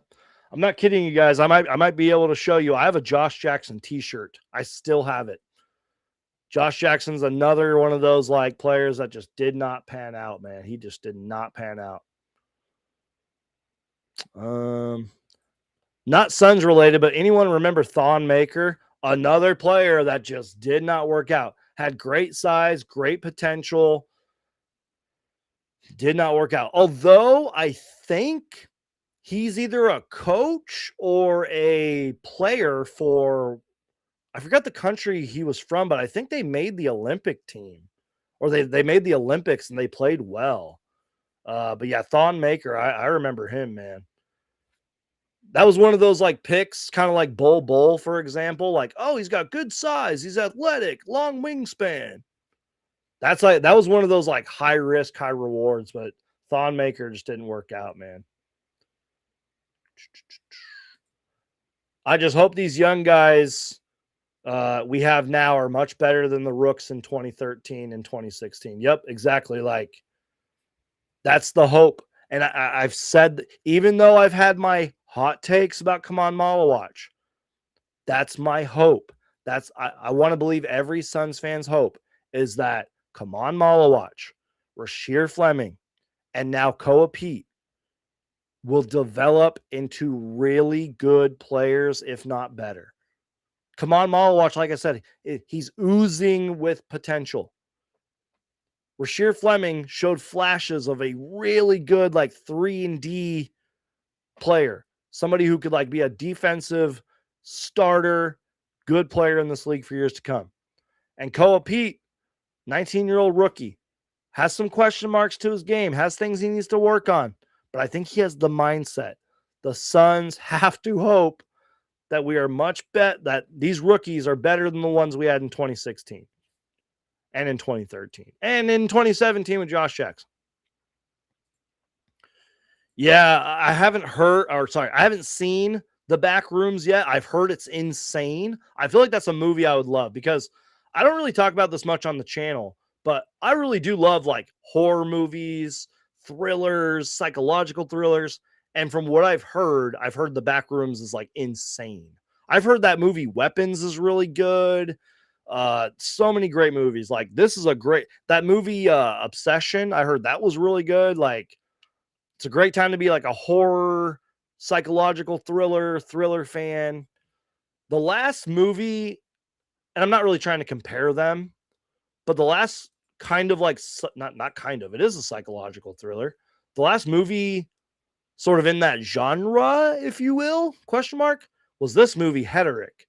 I watched that recently, and that movie was, I don't know how much rewatchability it has, but yeah, that movie was insane, man.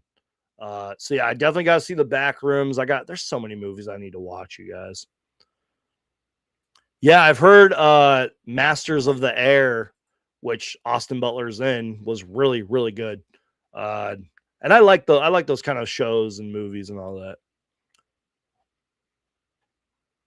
Yeah.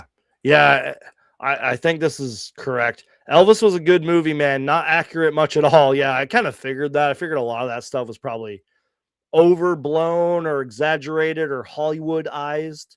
The Priscilla movie came out. I heard about that, but it was all false. Yeah. I mean, what are you going to do? BG, Brian Gregory had me excited the other day when he said someone said Koa Peat reminds them of Barkley, how he plays crazy. So speaking of that, last thing we're going to talk about, then we're going to wrap up this show. The movie It Follows had me under the covers. Yeah, there were a couple scenes in It Follows that like I still remember where I legit like jump scared. That movie was, yeah, that I don't know how much rewatchability that movie has in my opinion, but yeah, that movie was pretty damn good from what I remember anyway. It's pretty scary too. But yeah, Koa Peat couple comparisons. And let's go to the Athletic for this. Here we go. Koa Peat draft guide. There was one comparison comparing him to like Tobias Harris, which I know that's not like a popular name, but in all fairness, Tobias Harris has been a consistent scoring starter in this league. And I don't know where, hold on. Let's see. Well, I guess I can just read you the quote right now. I'll try to pull it up so you guys can read it. But quote from The Athletic. A name I often get for Koa Peat's upside is Tobias Harris. Sorry, guys. Oops. Again, this comes from The Athletic. It's Sam Vecini, John Hollinger. A name I often get for Koa Peat's upside is Tobias Harris. It took Tobias Harris a couple of years to work his way into his NBA career after being a top 10 recruit entering college basketball as a strong physical wing who could create mid-range shots as a mismatch threat. That kind of sounds like Koa Peat a little bit, or at least what he could be. Quote, my overarching theory for role players is that you can be valuable in high leverage moments if you can do 4 of these 5 things well: dribble, pass, shoot, defend, and think. Peat can dribble. Peat can pass. He can think at a high level for his position. But can he be the difference maker on defense? Which I'm not sure if that's really fair to kind of put those comparisons and, you know what I mean? But going on with the quote, but can he be a difference maker on defense? Can he learn to shoot? This is the NBA in the year 2026. Everybody can learn to shoot in the NBA. Those are my big questions. Sam Vecini, John Hollinger of The Athletic. And yeah, as Mike B says here, there was another thing here too. Let me go to my guy, John Voida, who had a great quote tweet about this. There's the whole like Aaron Gordon comparisons. And let's see, where was it? Yeah, right here.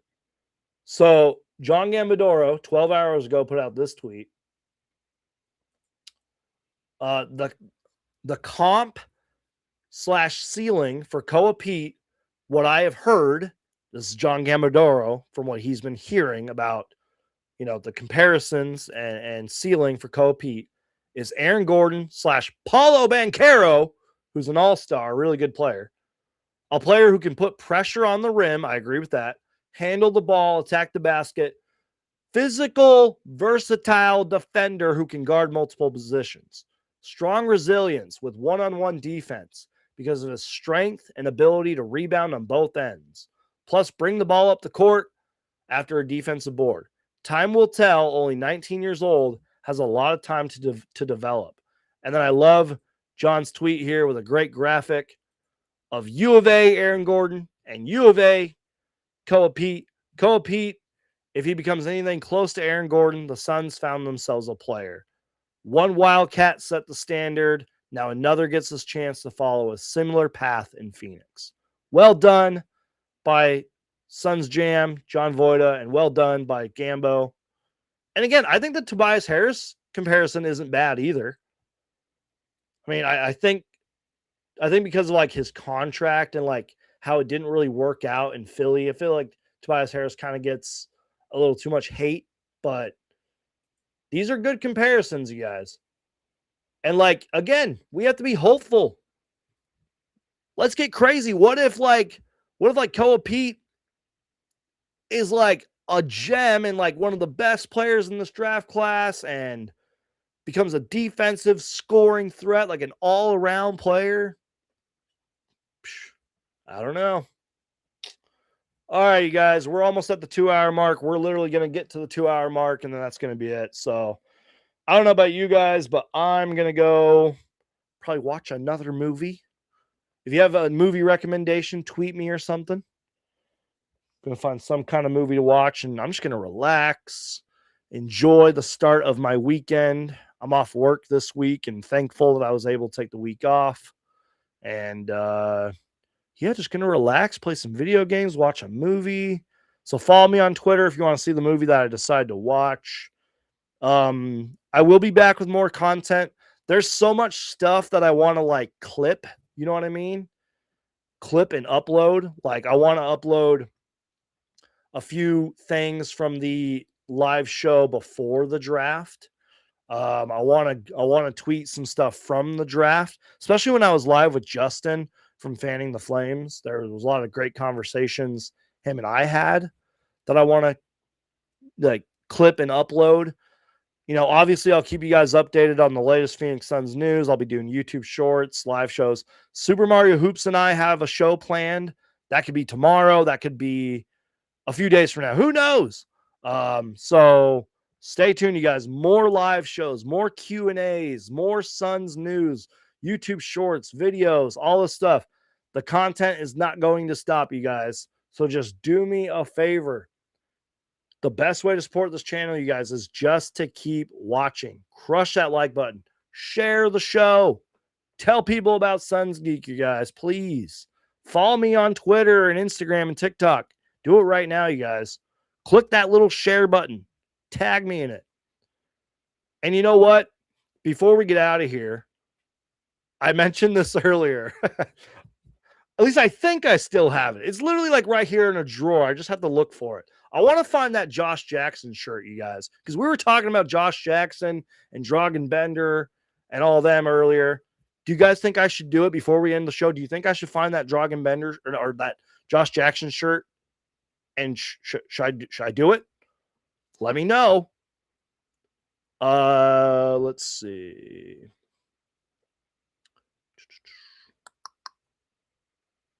Gambo always brings it. Paula Banchero would be sick. I agree. Well, the comparison to Paula Banchero. Meatloaf, I'm excited for Koa. Can't wait.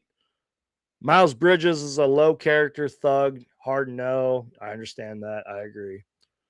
Nico, appreciate you being here, man. What's up, brother? How's it going, man? Hope you're doing well, bro. Mike B says, appreciate you, geek. Check out Bandit with Mel Gibson. Bank robbing movie. That was a true story. He's been in a lot of like thrillers and stuff like that. There's a lot of Mel Gibson movies I need to watch. But yeah, I'll make sure to check that one out for sure. I heard that Josh Jackson shirt went MIA. Yeah, I heard Josh Jackson went MIA a lot too. If you guys know, you know. All right, give me a second, you guys. I'm going to find this shirt. We're going to do this live and then we're going to end the show. Give me like 1 minute, you guys. While you're waiting, let's play another ad from the sponsor of this video, Learn a Note. Want to learn piano notes faster and actually remember them? Then it's time for Learn a Note, the powerful, easy-to-use app designed for piano beginners, music students, teachers, and anyone ready to build real note-reading skills. With Learn a Note, you can practice treble clef, bass clef, or both, with random note exercises that train your brain for true recognition, not simple memorization. Play using the on-screen keyboard, or connect a USB or Bluetooth MIDI keyboard for real hands-on practice. Get instant visual feedback, turn hints on or off, track session stats, lifetime progress, first try accuracy, and the notes that need more work. Perfect for home practice, classroom teaching, sight reading, adult learners, and kids learning the fundamentals of piano. See the note, find the key, build the skill, gain the confidence. Learn a Note. Simple, visual, effective piano note learning.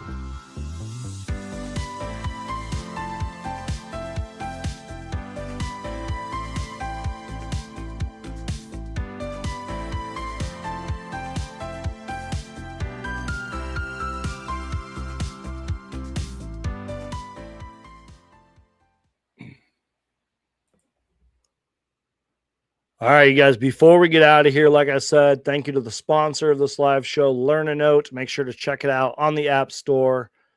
Link down below in the description, and it's for the price of a cup of coffee. So I found the shirt. You're probably like, Suns Geek, what shirt did you find? What are you talking about? What are you doing, man?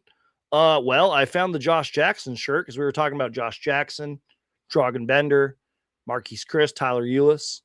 We kind of went down memory lane. Don't ask me why I still own the shirt. There's a whole bunch of shirts that I should have donated or sold a long time ago, but you know, it is what it is. And I'm going to show you guys this Josh Jackson shirt because it needs to be shown. Check this out, you guys. Don't ask me why I still own this. It just is what it is. Bam! You guys remember this shirt? You guys remember this? You're a real Suns fan if you remember this t-shirt. Yeah. I want to say they gave this out at like an event or like some event or a game or something. I don't know why I still own this shirt. Josh Jackson never worked out for us. He did a lot of shady things on his way out. He literally went MIA. I don't know where he is now. But yeah, I still have this shirt, man. I should wear it in a video. Should I wear this next live show? Let me know. All right, you guys. I think that's it. Ugh. I think we're done. Oh, yeah, one more thing before I get out of here. I'm a decently big Yu-Gi-Oh fan, which is kind of a shock to some people. And I'm kind of getting back into it. And I got this at not Comic-Con. I got it at the Game On Expo, which was here in Phoenix in March. It was a lot of fun, by the way. It was kind of like a mini Comic-Con. It's a pin, and it's Blue Eyes White Dragon. And it's like an actual pin that I can wear. It's from CalebLinden.com, so check him out. I don't know if you guys can see that, but it's awesome. I kind of want to go buy another one. Comes with the Yu-Gi-Oh card, a pin, Blue Eyes White Dragon. I love Yu-Gi-Oh. And yeah, I just wanted to show you guys that. All right, guys, I'm out of here. Don't wear the shirt. You'll end up. That's funny. I can't, you guys. I remember Josh Jackson was supposed to be the next Kobe. LOL. I just thought Josh Jackson was going to be like a really good 3-and-D wing, a building block for this team. Nope. Didn't work out. All right, guys. I'm out of here. I'll see you guys in the next live show. It might be tomorrow. It might be 2 days from now. I don't know. We'll see. All right. I love you guys. You guys are all amazing. Thank you for dealing with my one-man show here. You guys are the absolute best. And, man, Geek, you're into a lot of the stuff my brother is into. Good for you. Yeah, I love Yu-Gi-Oh, man. I was like at a young age when Yu-Gi-Oh came out and got popular. All right, guys, I'm out of here. I love you guys. Peace out. God bless. Go Suns. Win or lose, Phoenix Suns for life. You guys are all amazing. Stay positive, Suns fans. The youth movement has begun. Peace out. God bless. And go Suns.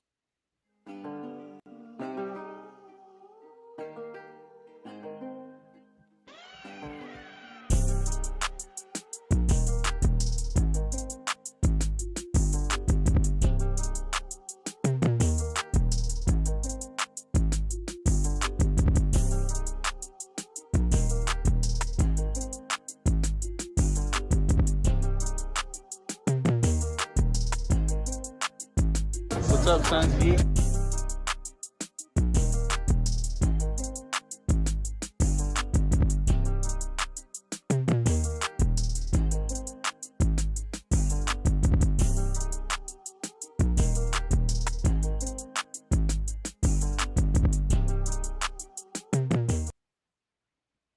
All right, guys. Peace out. God bless. Go Suns.